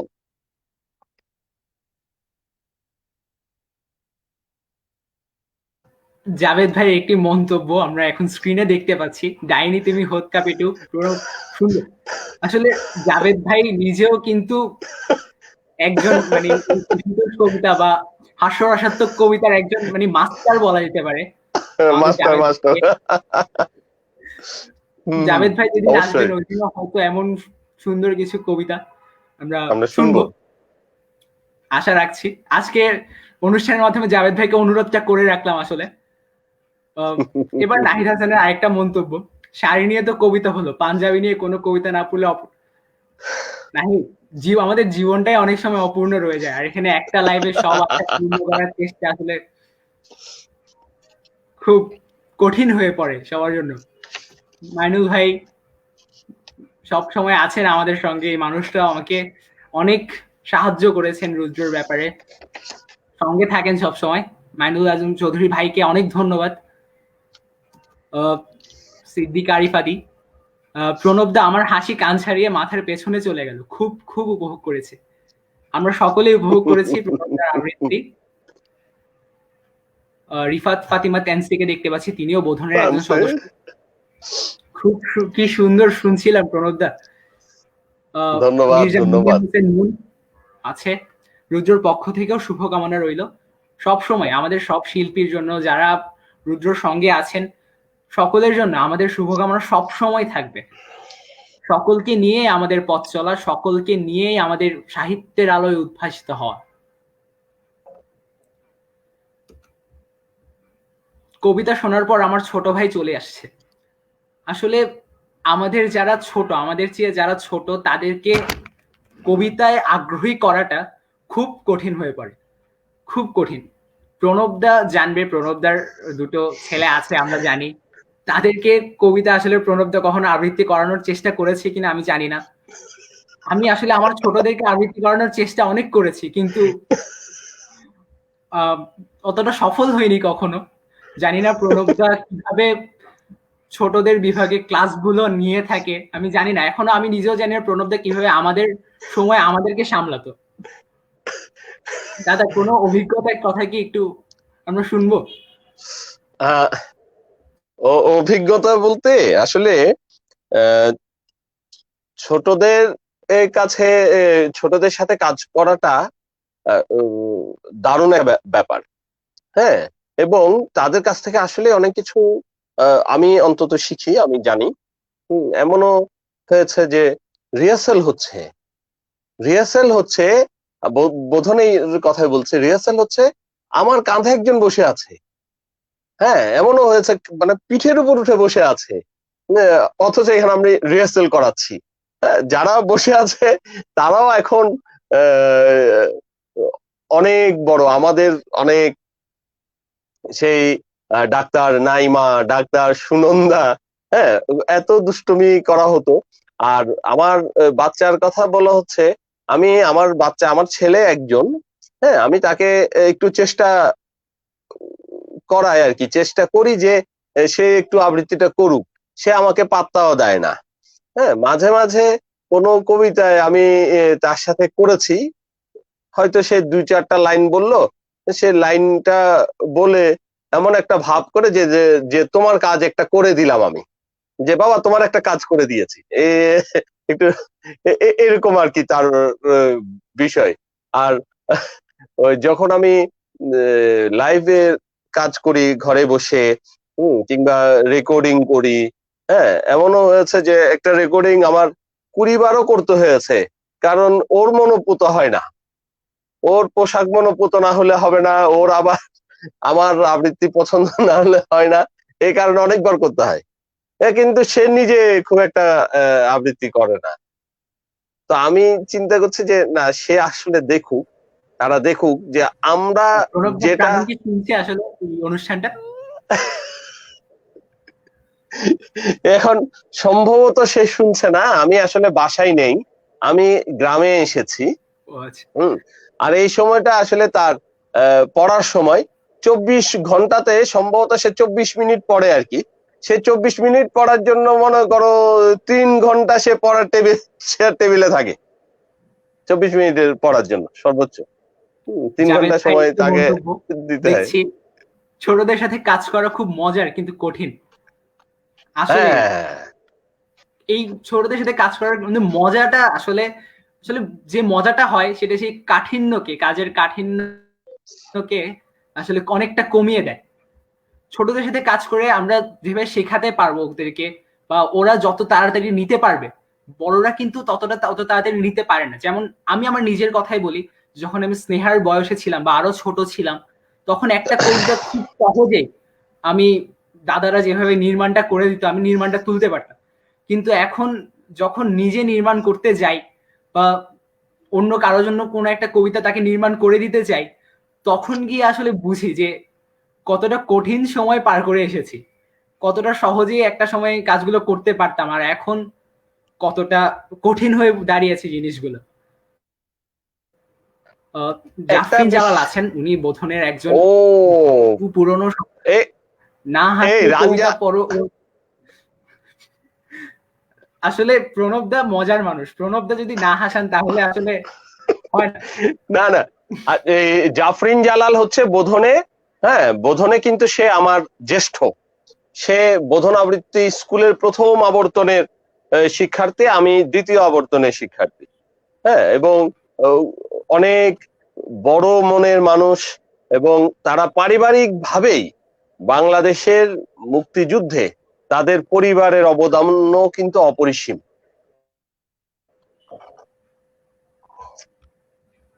বা আসলে সকলেই আছেন আমাদের সাথে, আমাদের খুব ভালো লাগে যখন আমরা লাইভে আপনাদের সকলকে দেখি, তখন আমাদের মনে হয় যে না, হয়তো কিছুটা কাজ করতে পেরেছি। কিছুটা আপনাদের কাছে আমরা পৌঁছতে পেরেছি। জানি না আসলে কতটুকু হচ্ছে। মাইনুল ভাইয়ের একটি মন্তব্য দেখলাম, অরিত্র বেশ পরিণত সঞ্চালনা হচ্ছে, আসলে জানি না কতটুকু ভালো হচ্ছে, চেষ্টা করছি। আমি প্রথমেই বলেছি আমি সঞ্চালনার ক্ষেত্রে বেশিরভাগ সময় প্রণবদাকে নকল করার চেষ্টা করে থাকি এবং আজকেও তার চেষ্টা অনেক জায়গায় চালিয়েছি, কিন্তু আসলে আমি প্রণবদা কোনোদিন হয়ে উঠতে পারবো না এবং আমি চাইও না আরেকজন প্রণবদা হতে। কারণ না না, ধন্যবাদ। কারো মতো যদি হয়ে উঠি তাহলে হয়তো দারুণ। আমার নিজের স্বকীয়তা থাকবে না, আর নিজের Yes. স্বকীয়তা ধরে রাখা আমাদের বর্তমান সময়ে খুব বড় একটা চ্যালেঞ্জ। আমরা এখন সবাই অন্য কারো মতো হতে চাই, কিন্তু কেন আমাদের অন্য কারো মতো হতে হবে? অনেক বছর আগে তো অমলকান্তি রোদ্দুর হতে চেয়েছিল, তা আমি রোদ্দুর কেন একজন রোদ্দুর হতে পারবো না? আমার এটাই মনে হয় সব সময়। তারপরও মাইনুল ভাইকে ধন্যবাদ তোমার প্রশংসার জন্য। আশা করি আমাকে সামনের দিনগুলোতে আরো ভালো করার অনুপ্রেরণা দেবে। এবার আমরা কার কবিতা শুনবো তোমরা ঠিক করো। আসলে ব্যাপারটা একটু বেশি মানে আড্ডার পরিবেশটা আসলে আসছে না, একবারও তোমরাই ঠিক করো, তোমরা ঝগড়াঝাটি করো, একটু এবার খুনসুটি স্নেহারটা করো, শোনা যেগুলো যাক। হ্যাঁ, না না না, প্রিয়ন্তি করুক। স্নেহার অনেকক্ষণ শোনা যাচ্ছে না। এই আমার আগে স্নেহা করলো তো, আমার আগে স্নেহা করেছে, এখন প্রিয়ন্তি করুক। ও প্রিয়ন্তি কিন্তু খুব মিষ্টি করে ঝগড়া করতে পারে। প্রচন্ড ঝগড়া সব জানি, বেশি আচ্ছা, কিছু ঠিক করতে আছে। পারবে না। প্রিয়ন্তির একটা ছবি নিচে একটি মন্তব্য লিখে ও আসবে, দারুণ ঝগড়া করো দেখা যাবে। প্রিয়ন্তি।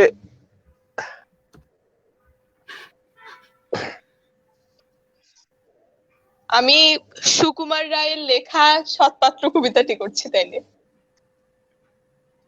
শুনতে পেলুম পোস্তা গিয়ে তোমার নাকি মেয়ের বিয়ে, গঙ্গারাম কি পাত্র পেলে, জানতে চাও সে কেমন ছেলে, মন্দ নয় সে পাত্র ভালো, রং যদিও বেজায় কালো, তার উপরে মুখের গঠন অনেকটা ঠিক প্যাঁচার মতো, বিদ্যে বুদ্ধি বলছে মশাই, ধন্যী ছেলের অধ্যবসায়, 19টি বার ম্যাট্রিকে সে ঘায়েল হয়ে থামলে শেষে, বিষয় আশয় গরিব বেজায়, কষ্টে সৃষ্টে দিন চলে যায়, মানুষ তো নয় ভাইগুলো তার, একটা পাগল একটা গোয়ার, আরেকটি সে তৈরি ছেলে, জাল করে নোট গেছে জেলে, কনিষ্ঠটি তবলা বাজায়, যাত্রা দলে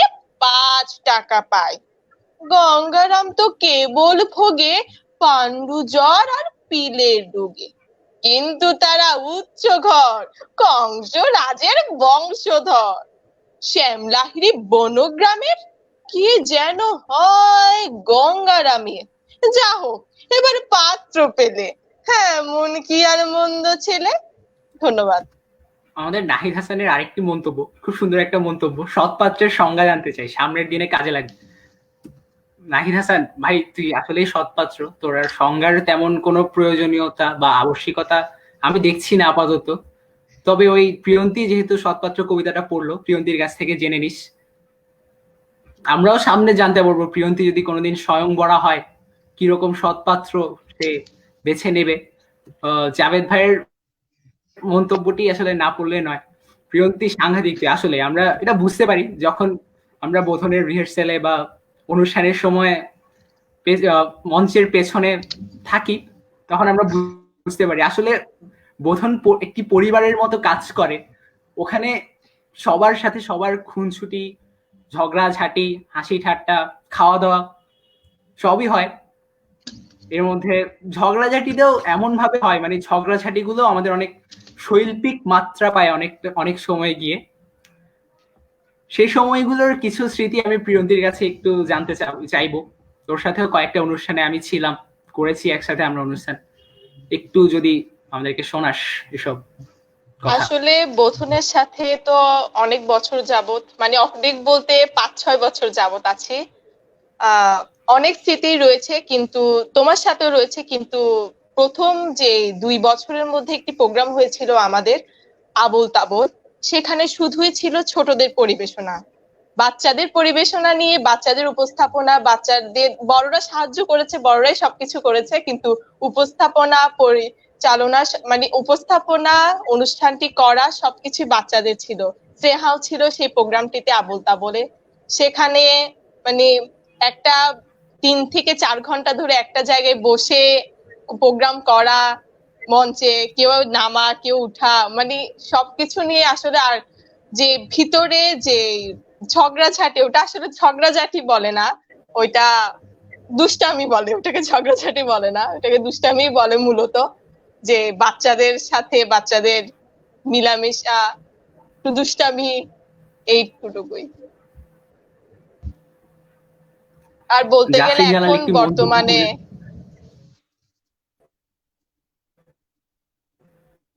না প্রিয়তি, তুই বলতে থাক, আমরা কিছু মন্তব্য পাচ্ছি এবং মজার কিছু মন্তব্য পাচ্ছি, সেগুলো পড়বো আমরা। বর্তমানে ছোটদের পাশাপাশি বড়দের সাথেও অনুষ্ঠান করছি কিছু কিছু, কয়েক মাস যাবত।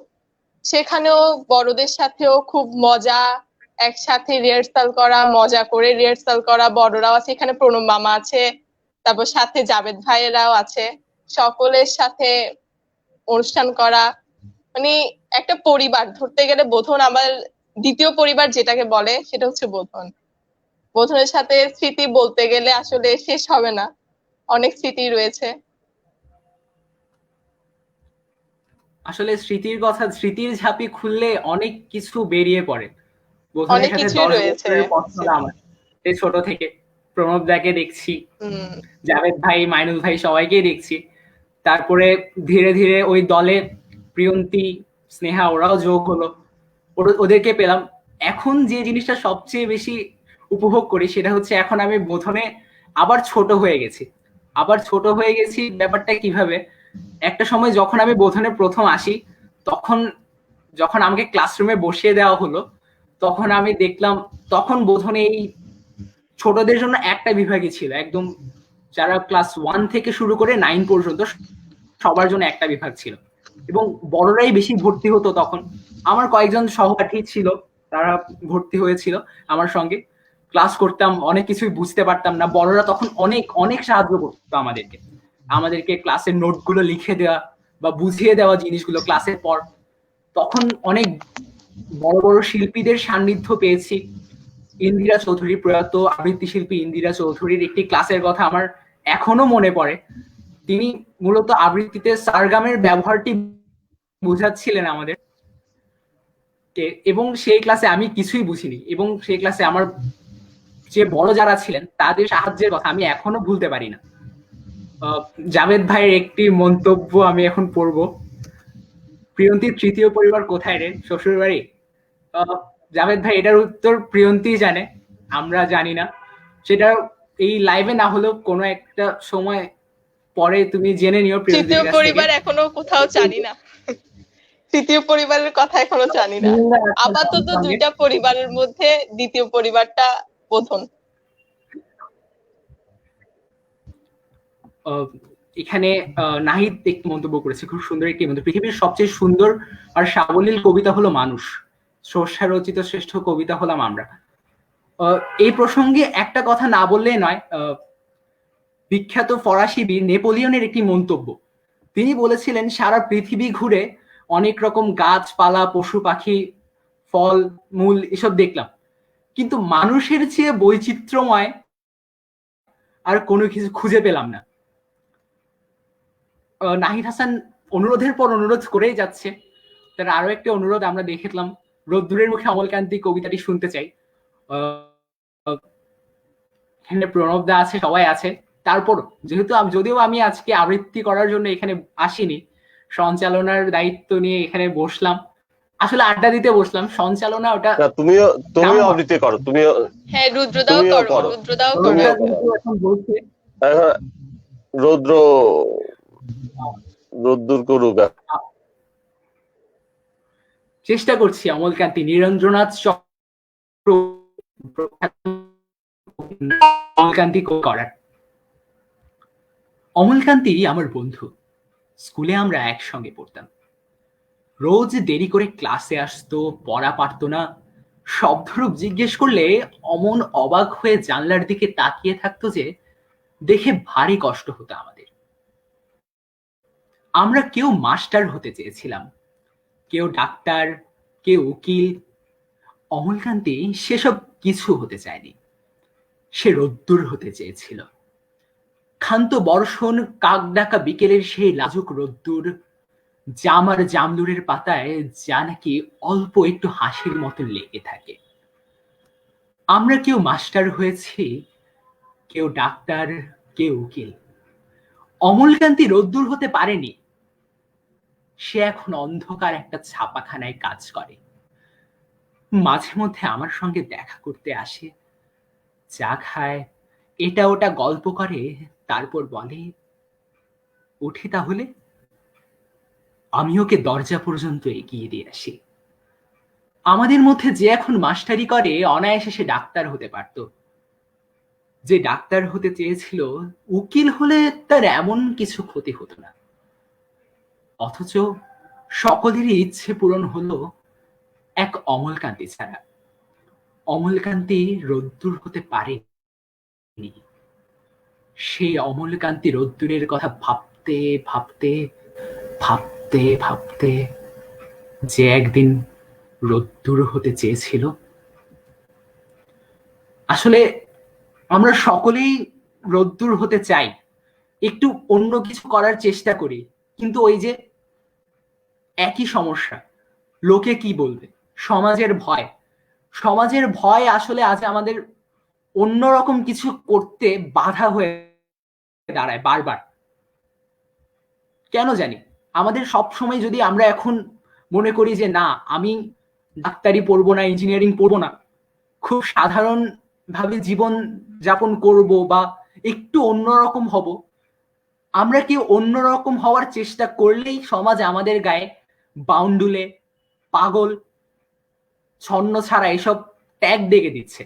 আর এইসব ট্যাগের ভয়ে অনেকগুলো প্রতিভাবান মানুষ তাদের প্রতিভার জায়গায় নিজের প্রতিভাকে বিকশিত করতে পারছে না। জানি না এর সমাধান কখন হবে, আদৌ কি কোনোদিন হবে কিনা। তার জন্য আমাদের সমাজকে পরিবর্তন করতে হবে।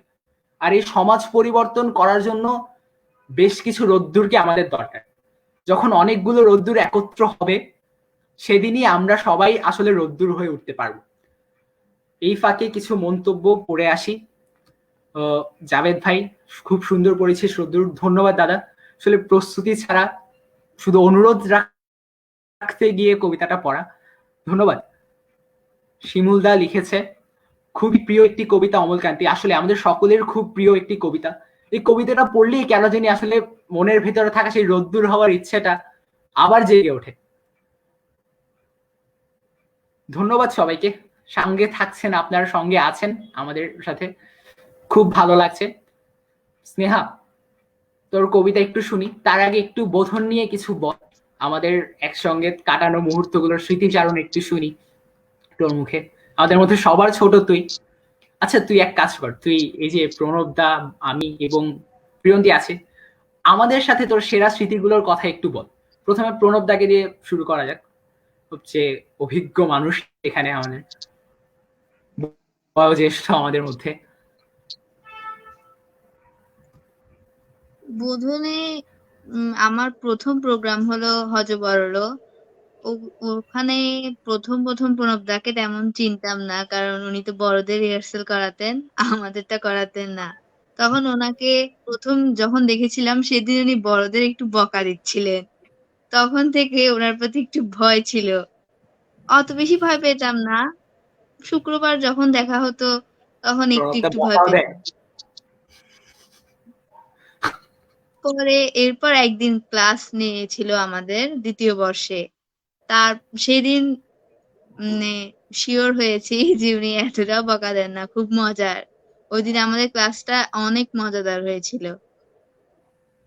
প্রণব দা আমাদের অত বেশি রিহার্সাল করার নেই, বড় ওনার অত রিহার্সাল আমি পাইনি, ক্লাস পেয়েছি শুধু দুটো। আমাদের প্রিয়ন্তীকে নিয়ে কিছু বল। প্রিয়ন্তীর সাথে ঝগড়া করেছিস কোনোদিন? না, অত বেশি হয়নি।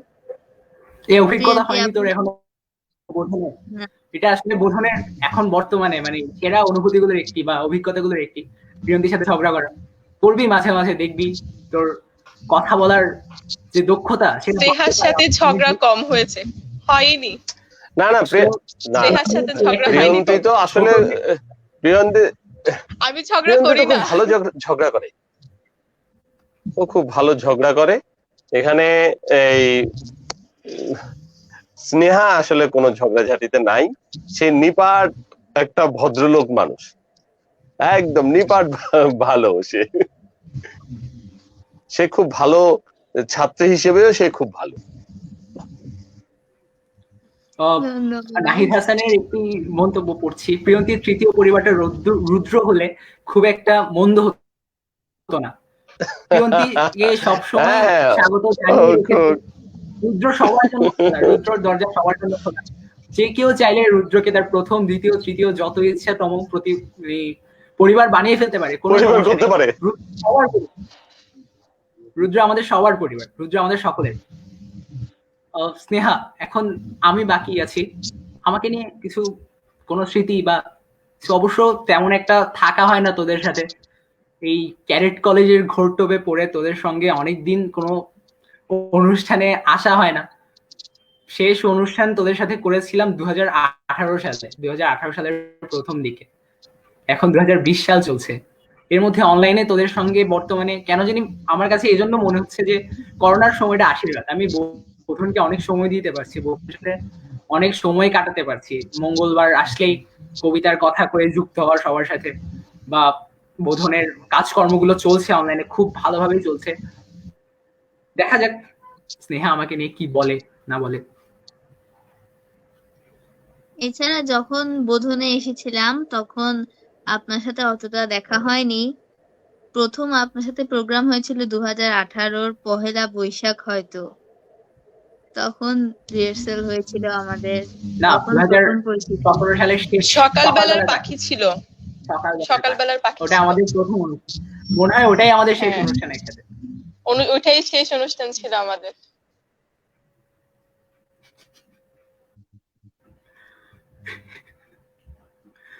কোন স্মৃতি কি মনে পড়ে আমাদের? স্নেহা ওই একটি প্রযোজনায় ধোপা ছিল, সেখানে আমাদের প্রিয়ন্তীকে আমরা একটি বিশেষ চরিত্রে দেখেছিলাম। সেই চরিত্রটার কথা এখন আমরা নাই বলি, স্নেহা কি বলবি একটু আলতো করে কই সেই চরিত্রটার কথা? সমস্যা নাই, বিখ্যাত চরিত্রটির কথা। বুয়া ছিলাম। বুয়া ছিল আসলে সেই আমাদের সেই প্রযোজনাটা ছিল তারাই মানুষ তারাই দেবতা, যেখানে সমাজের নানা শ্রেণী পেশার মানুষদের আমরা একত্র করার চেষ্টা করেছিলাম। আসলে আমাদের দেশে এখনো যে জিনিসটা আমরা প্রত্যক্ষ করি, সমাজের অন্যান্য পেশার বা একটু অড জব যেগুলোকে বলে সেগুলো যারা করছেন তাদের প্রতি আমাদের সম্মানের জায়গাটা এখনো তৈরি হয়নি। বোধনের প্রচেষ্টা ছিল সেই সব ধরনের মানুষকে এক জায়গায় আনার, সবার প্রতি সম্মান তৈরি করার যে জায়গাটা ছিল, সেটা থেকে এই প্রযোজনাটা। সেখানে আমাদের খুব গুরুত্বপূর্ণ একটি চরিত্র ছিল আমাদের প্রিয়ন্তীর, বুয়ার চরিত্রটি, এবং খুব সুন্দর করে সে ফুটিয়ে তুলেছিল সেই চরিত্র। কিন্তু আমরা সকলে যে আমরা একটু আগে বললাম যে বোধন একটি পরিবারের মতো, সেজন্য আমরা বোধনের যে অফিস কক্ষটি বা মহড়া কক্ষটি রয়েছে, সেটা কিন্তু বোধন সদস্যরা আমরা নিজেরাই ঝাড়পোছ করি, সেটার রক্ষণাবেক্ষণ করি। আমাদের প্রিয়ন্তী কিন্তু সেই মহড়া কক্ষ ঝাড়ু দেওয়ার দায়িত্বটা খুব সুন্দর করে পালন করে সবসময়। এবং এমনকি ওই চরিত্রটা করার পর থেকে আমার নামটা বুয়াই হয়ে গেছে সব জায়গায়, সবার কাছে এখন বুয়া নামেই পরিচিত। এভাবে স্মৃতির কথা আরো চলতে থাকবে, ততক্ষণে আমরা স্নেহার কাছ থেকে আরো একটি কবিতা শুনে আসি। স্মৃতির ঝাঁপি খুলছে আসলে আস্তে আস্তে, অনেকদিন পর প্রিয় মানুষের একত্র হলে স্মৃতির ঝাঁপিটা খুলতেই থাকে। স্নেহার কবিতা শুনবো এবার। এমনি কি আর স্কুল ফাঁকি দি, লিখেছেন গৌরাঙ্গ ভৌমিক। চাঁদ থাকে খালে বিলে, পুকুরের জলে, যেই বলি মাস্টার কান দেয় মোলে। কান মলা খেতে কারো ভালো লাগে নাকি, এ কারণে স্কুল দিতে হয় ফাঁকি। দেখেছি 10টা চাঁদ 10টা পুকুরে, খেলা করে ডুব দেয় রাত্রি দুপুরে। কি ভালো সাঁতারু ওরা, কি ভালো ডুবুরি, মাছে আর চাঁদে হয় খুব লুকোচুরি। উরুগুয়ে কাছে নাকি সূর্যটা কাছে, এই প্রশ্নের উত্তর কারো জানা আছে? আমি জানি, আমি বলি উরুগুয়ে দূরে, সূর্যটা রোজই আসে ছাদের উপরে। মাস্টার হাসে আর বলে, তুই বোকা, মাথায় আলতো করে মারে 3 টোকা। লজ্জায় অপমানে চুপ করে থাকি, এই কারণে স্কুল দিতে হয় ফাঁকি। ধন্যবাদ। স্কুল আসলে ফাঁকি দিতে এখন আর ইচ্ছে করছে না, গত 7-8টা মাস স্কুলে যেতে পারিনি। এখন আসলে খুব শূন্যতা বোধ করছি সেই জিনিসগুলোর, সেই ক্লাসরুম, সেই বেঞ্চ, শিক্ষকদের সেই 3 টোকা অনেকদিন খাওয়া হয় না। এখন কেন জানি মনে হচ্ছে সেসব দিনগুলোই খুব ভালো ছিল। আর বোধহয় আমার মনে হয় না কেউ এই করোনা মহামারীর প্রকোপটা শেষ হলে কেউ স্কুল আর ফাঁকি দিতে চাইবে। তুই কি বলিস?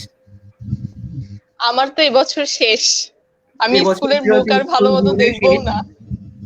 স্নেহার আমার আরো শেষ কয়েকটা বছর, বছরটাই বেশ কাটানো কয়েকটা হলো বছর না, বাকি।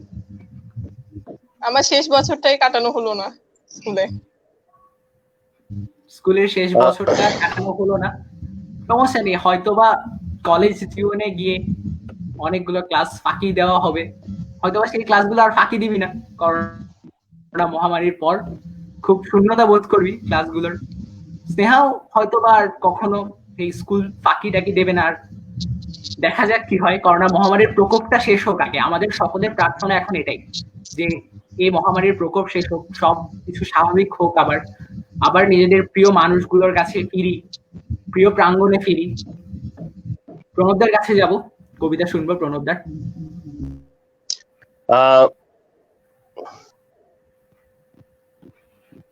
সেটা কবিতা অবশ্যই পড়বো, তার আগে একটু করে বলে নিই এই 3 জনকে নিয়ে।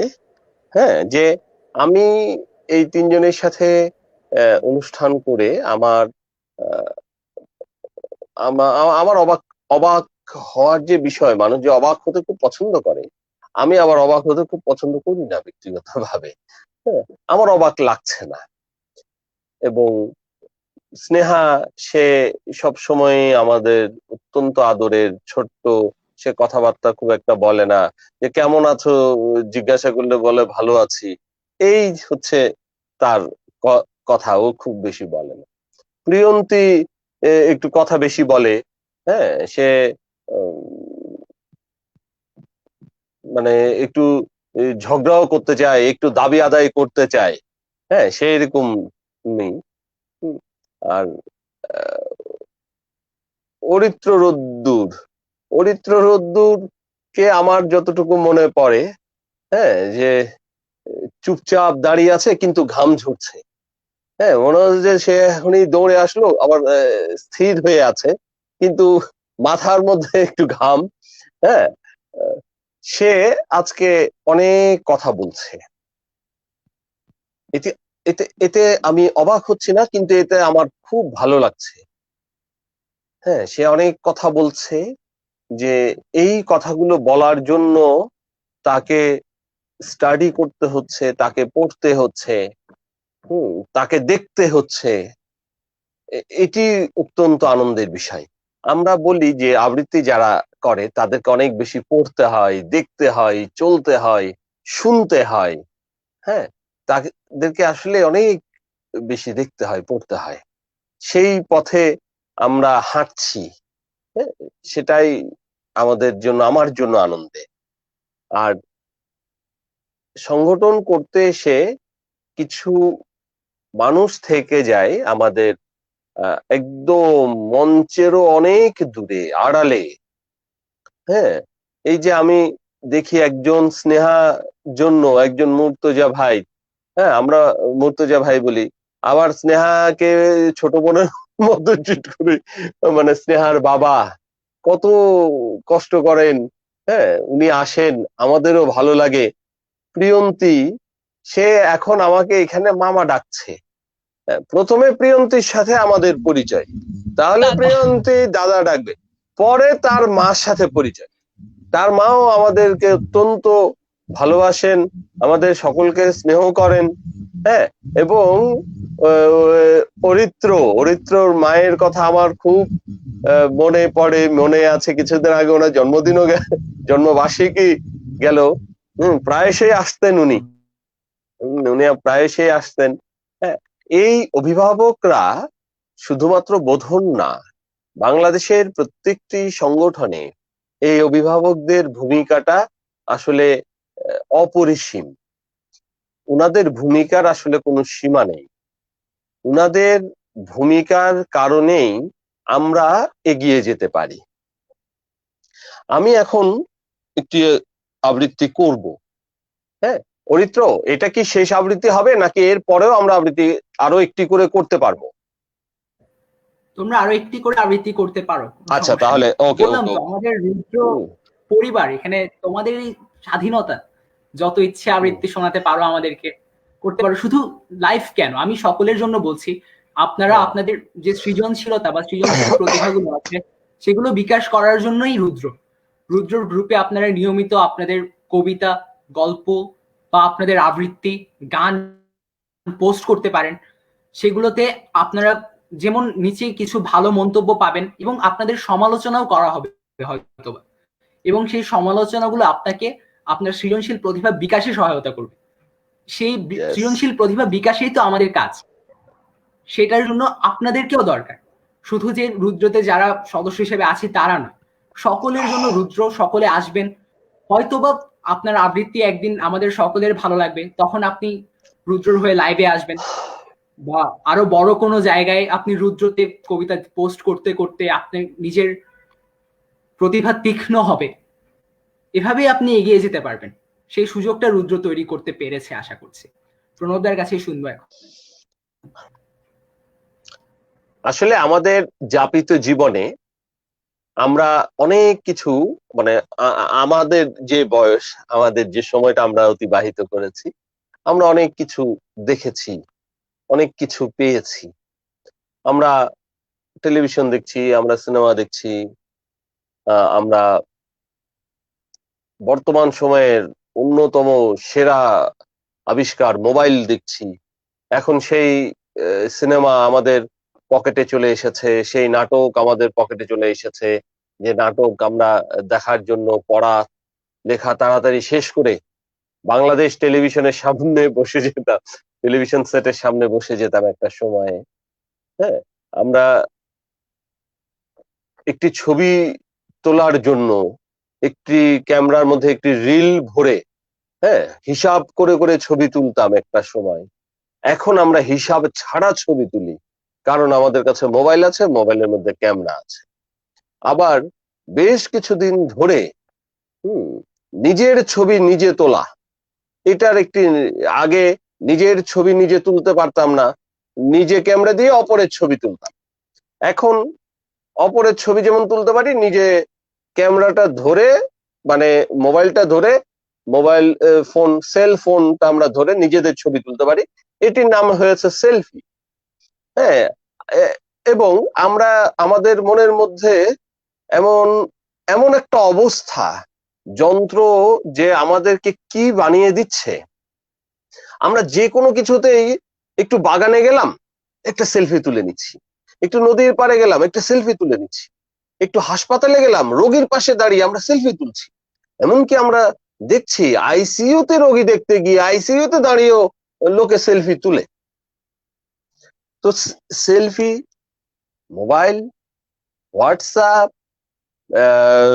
ফেসবুক, ইত্যাদি এই বিষয়গুলো আমাদের যাপিত জীবনের সাথে ওতপ্রোতভাবে জড়িয়ে আছে। কিন্তু এর সঠিক ব্যবহার নিশ্চিত করাটাই আমাদের কাজ, এটি আমাদের করতে হবে।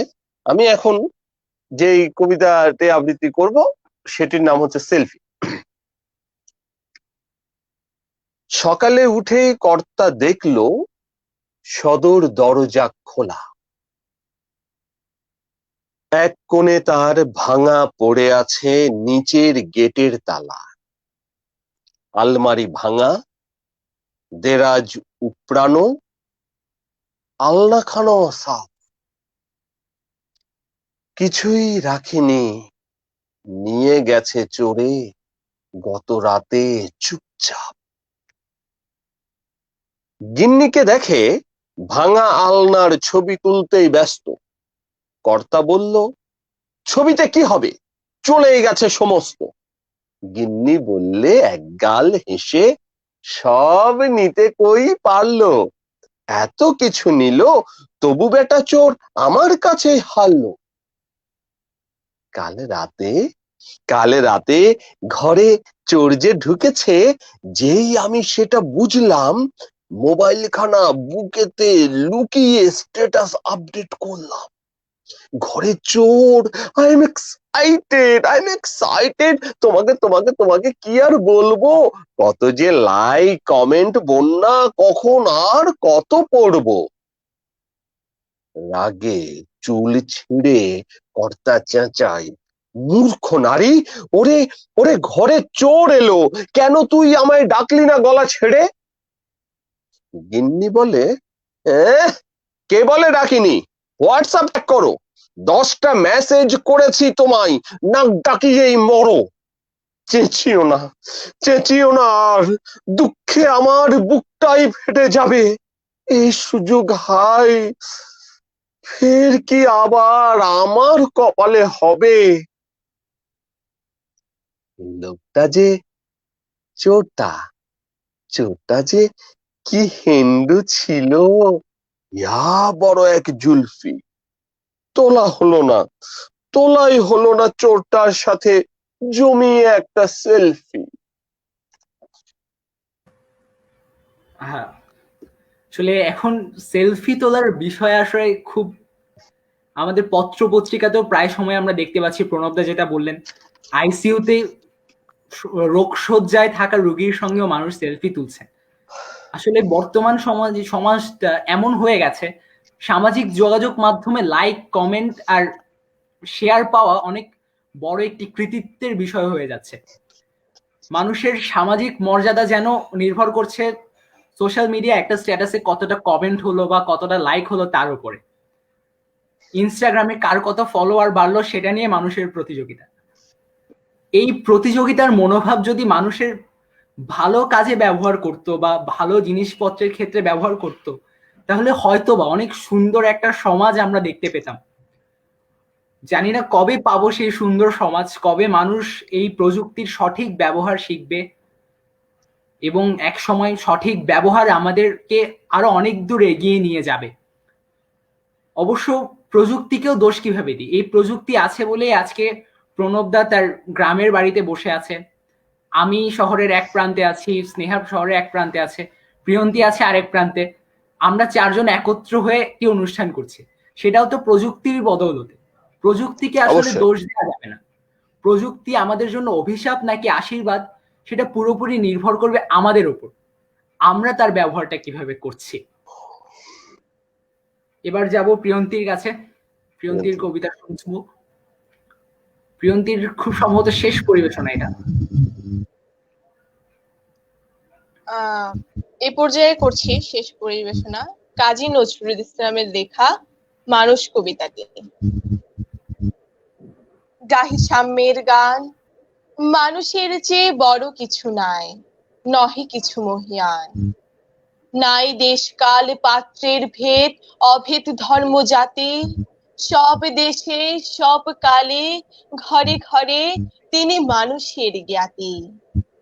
পূজারি দুয়ার খোলো, ক্ষুধার ঠাকুর দাঁড়াই দুয়ারে, পূজার সময় হলো। স্বপন দেখিয়া আকুল পূজারি খুলিল ভজনালয়, দেবতার বরে আজ রাজা টাজা হয়ে যাবে নিশ্চয়। জীর্ণ বস্ত্র শীর্ণ গাত্র, ক্ষুধায় কণ্ঠ ক্ষীণ, ডাকিল পান্থ দ্বার খোলো বাবা, খাইনি তো 7 দিন। সহসা বন্ধ হলো মন্দির, ভুকারি ফিরিয়া চলে, তিমির রাত্রি পথ জুড়ে তার ক্ষুধার মানিক জলে। ভুকারি ফুকারি কয় ওই মন্দির পূজারীর, হাই দেবতা তোমার নয়। মসজিদে কাল সিন্নি আছিল, অঢিল গোস্ত রুটি বাঁচিয়া গিয়াছে, মোল্লা সাহেব এসে তাই কুটি কুটি। এমন সময় এলো মুসাফির, গায়ে আজারির চিন, বলে বাবা আমি ভুকা ফাঁকা আছি, আজ নিয়ে 7 দিন। তেরিয়া হইয়া হাকিল মোল্লা, ভেল্লা হলো দেখি লেখা, ভুকা আছো মর্গ ভাগারি গিয়ে, নামাজ পড়িস বেটা। ভুকারি কহিল না বাবা। মোল্লা হাকিল তাহলে শালা সোজা পথ দেখ।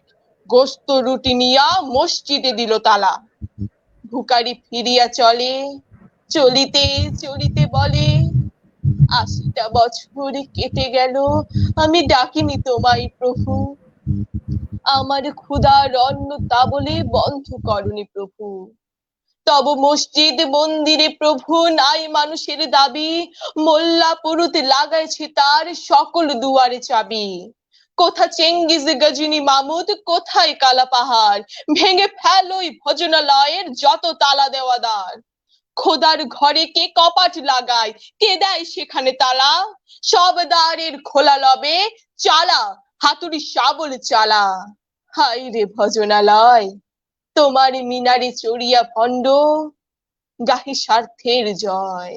মানুষের ঘৃণা করি ও কারা কোরআনে বেদ বাইবেল চুম্বিছে মরি মরি। অমুক হইতে কেতাব গ্রন্থ নাও জোর করে কেড়ে, যাহারা আনিল গ্রন্থ কেতাব সেই মানুষের মেরে। পুজিছে গ্রন্থ ভণ্ডের দল, মূর্খরা সব শোনো, মানুষ এনেছে গ্রন্থ, গ্রন্থ আনেনি মানুষ কোনো। ধন্যবাদ। ধন্যবাদ প্রিয়ন্তীকে।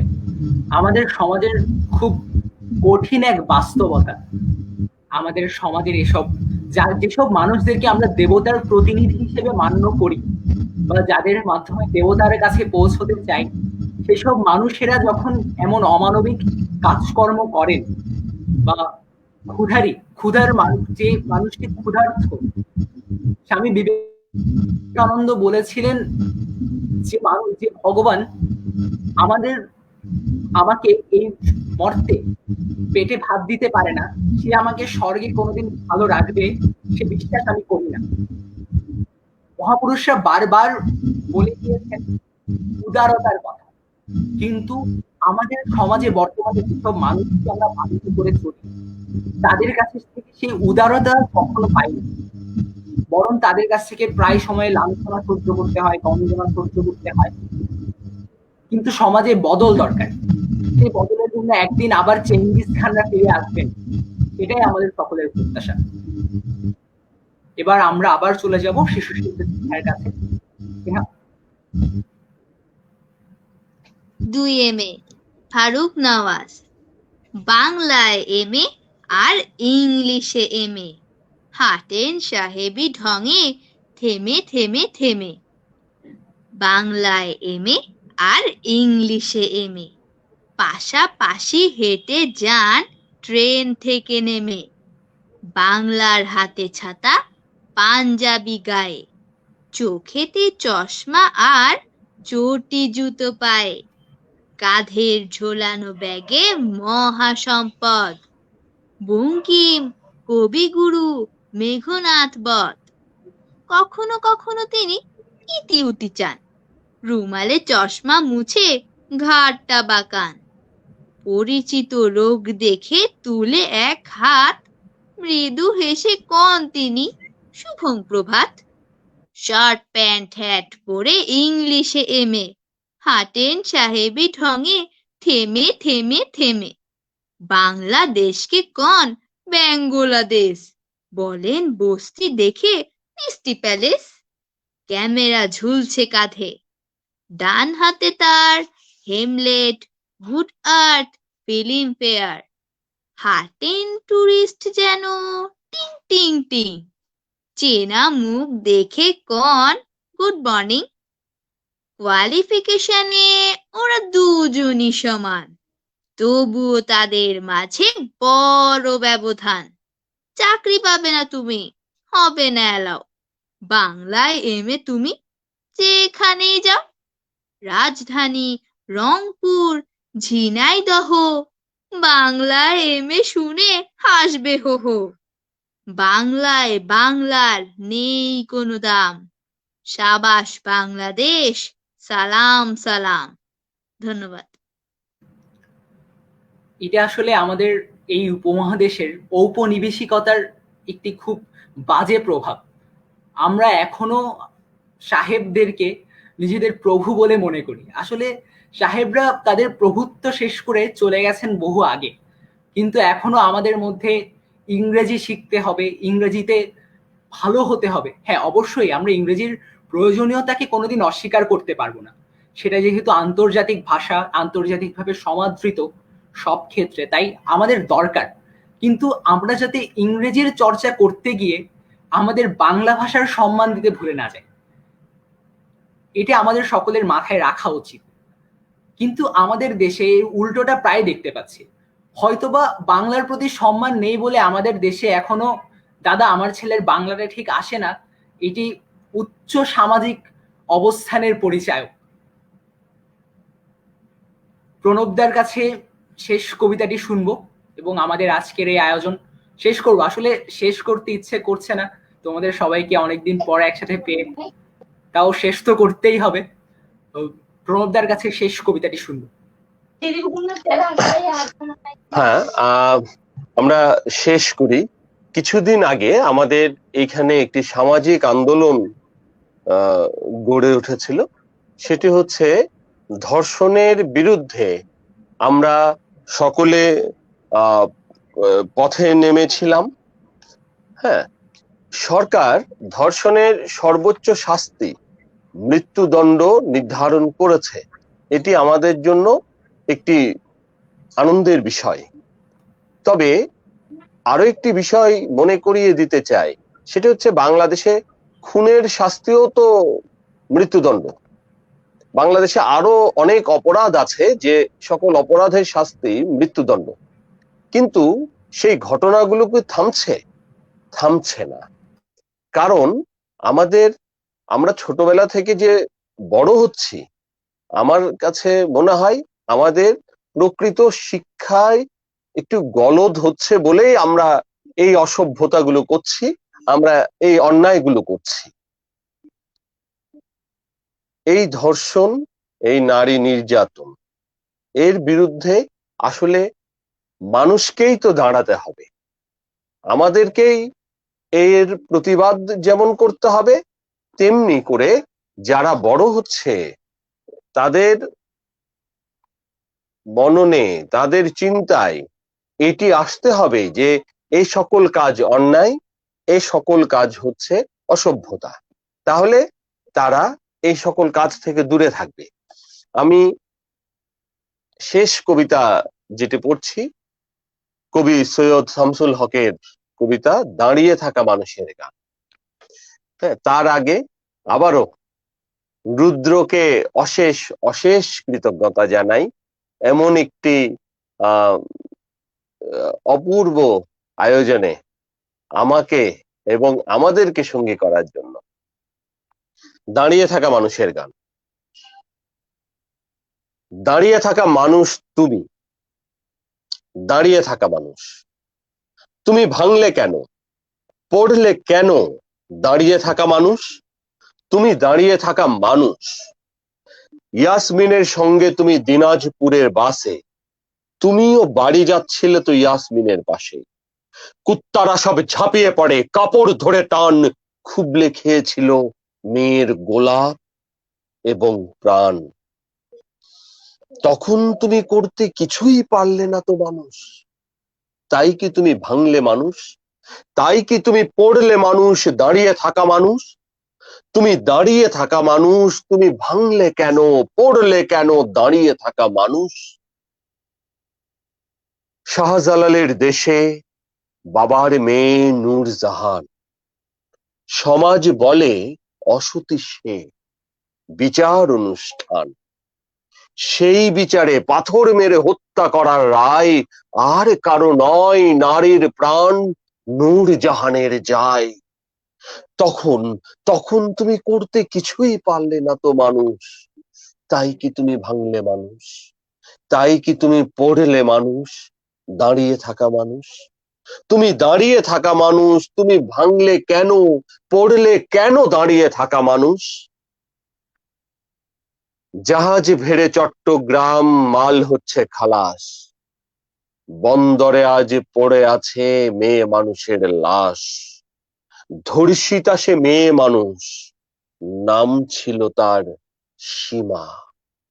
ভগবানের দিকে ঘৃণায় তুই তাকালি মা। তখন তুমি করতে কিছুই পারলে না তো মানুষ, তাই কি তুমি ভাঙলে মানুষ? তাই কি তুমি পড়লে মানুষ? দাঁড়িয়ে থাকা মানুষ, তুমি দাঁড়িয়ে থাকা মানুষ, তুমি ভাঙলে কেন, তুমি পড়লে কেন দাঁড়িয়ে থাকা মানুষ? অসতী আজ আমার মেয়ে, যদিও সতী সে। ধর্ষিতা আজ আমার বোন, একলা যদি সে। ধর্ষকেরা লাফিয়ে বসে সিংহাসনে আজ, আল্লাহ আল্লাহ তোমার চক্ষু তুলে খাচ্ছে শকুন বাজ। তখন তুমি করতে কিছুই পারছো না তো মানুষ, তাই কি তুমি ভাঙছো মানুষ? তাই কি তুমি পড়ছো মানুষ? দাঁড়িয়ে থাকা মানুষ, তুমি দাঁড়িয়ে থাকা মানুষ, তুমি ভাঙছো কেন, পড়ছো কেন? দাঁড়িয়ে থাকা মানুষ, দাঁড়িয়ে থাকা মানুষ তুমি, দাঁড়িয়ে থাকা মানুষ। ইয়াসমিনের পাশে তুমি, নূরজাহানের পাশে তুমি, সীমার পাশে দাঁড়িয়ে থাকা, দাঁড়িয়েছিলে মানুষ। অপমানের বোঝা মাথায়, অপঘাতেই শেষ। তারপরেও কি বলবে তুমি সমাজ, মানুষ, দেশ? তারপরও কি মায়ের দিকে চোখ ফেরাতে পারো? মাতৃভূমি, মাতৃভাষা বলতে তুমি পারো? বলতে তুমি পারো মানুষ, দাঁড়িয়ে থাকা মানুষ, তুমি ভাঙছো কেন, পড়ছো কেন? তুমি দাঁড়িয়েছিলে, ভাঙছো কেন, পড়ছো কেন? তুমি দাঁড়িয়ে থাকা মানুষ, তুমি দাঁড়িয়ে থাকা মানুষ, তুমি দাঁড়িয়ে থাকা মানুষ। ধন্যবাদ, ধন্যবাদ। প্রণবদা, এই প্রণবদার পরিবেশনার মাঝখানে আমরা একটি মন্তব্য পেয়েছিলাম আমাদের দেশের একজন প্রখ্যাত আবৃত্তি শিল্পী মজুমদার বিনের কাছ থেকে।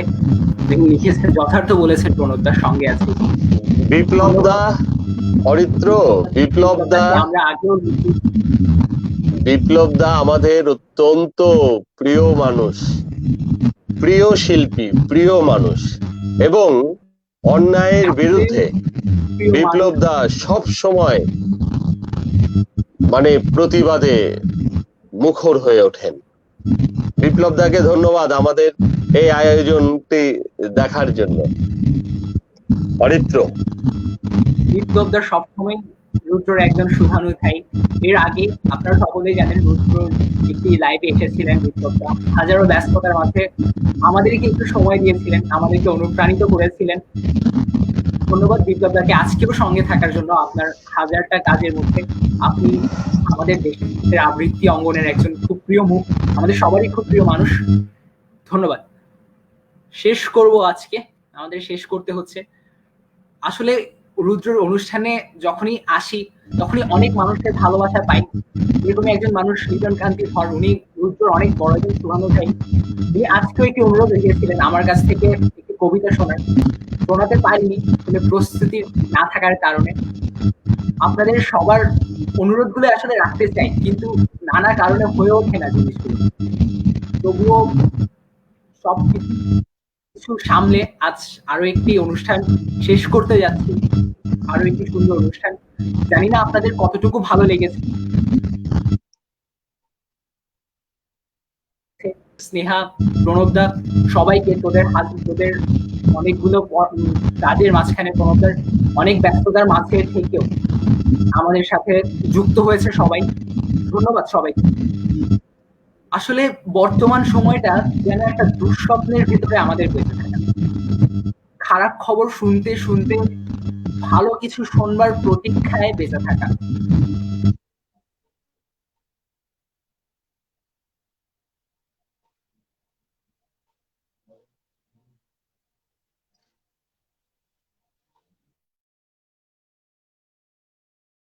সঙ্গে থাকবো, এটাই আমাদের প্রত্যাশা। আসলে কোনো একদিন এই ক্রান্তিকাল শেষ হবে, আবার নতুন প্রত্যাশা নিয়ে সূর্য উঠবে কোনোদিন পৃথিবীতে।